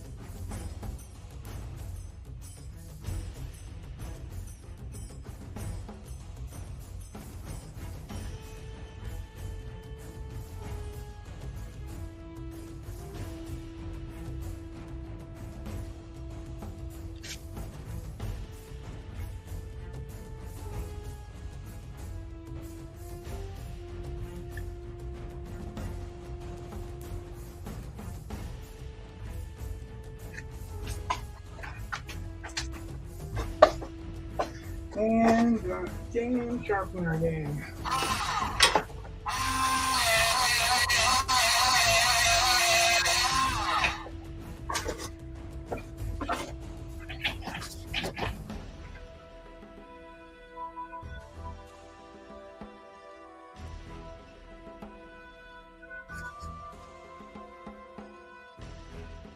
So I don't really want this white, but I'm using the white color pencil to lighten the value, heighten the value.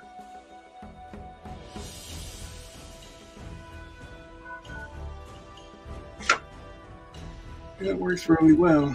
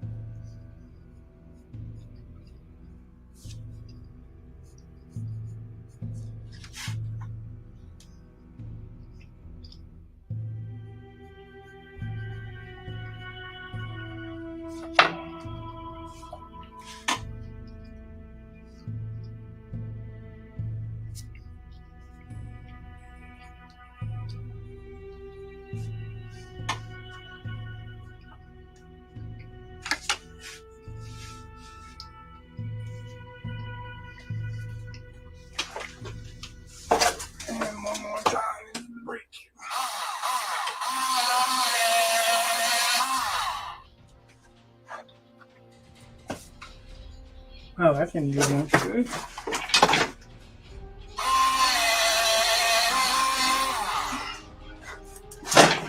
Alright.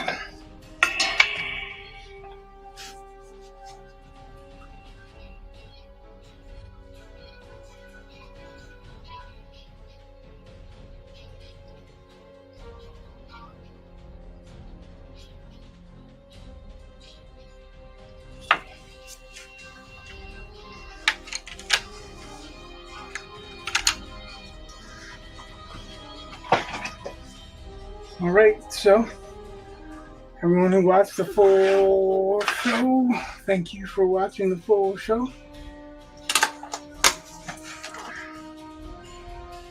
This is Mr. Lord alcohol marker and a little bit of white colored pencil.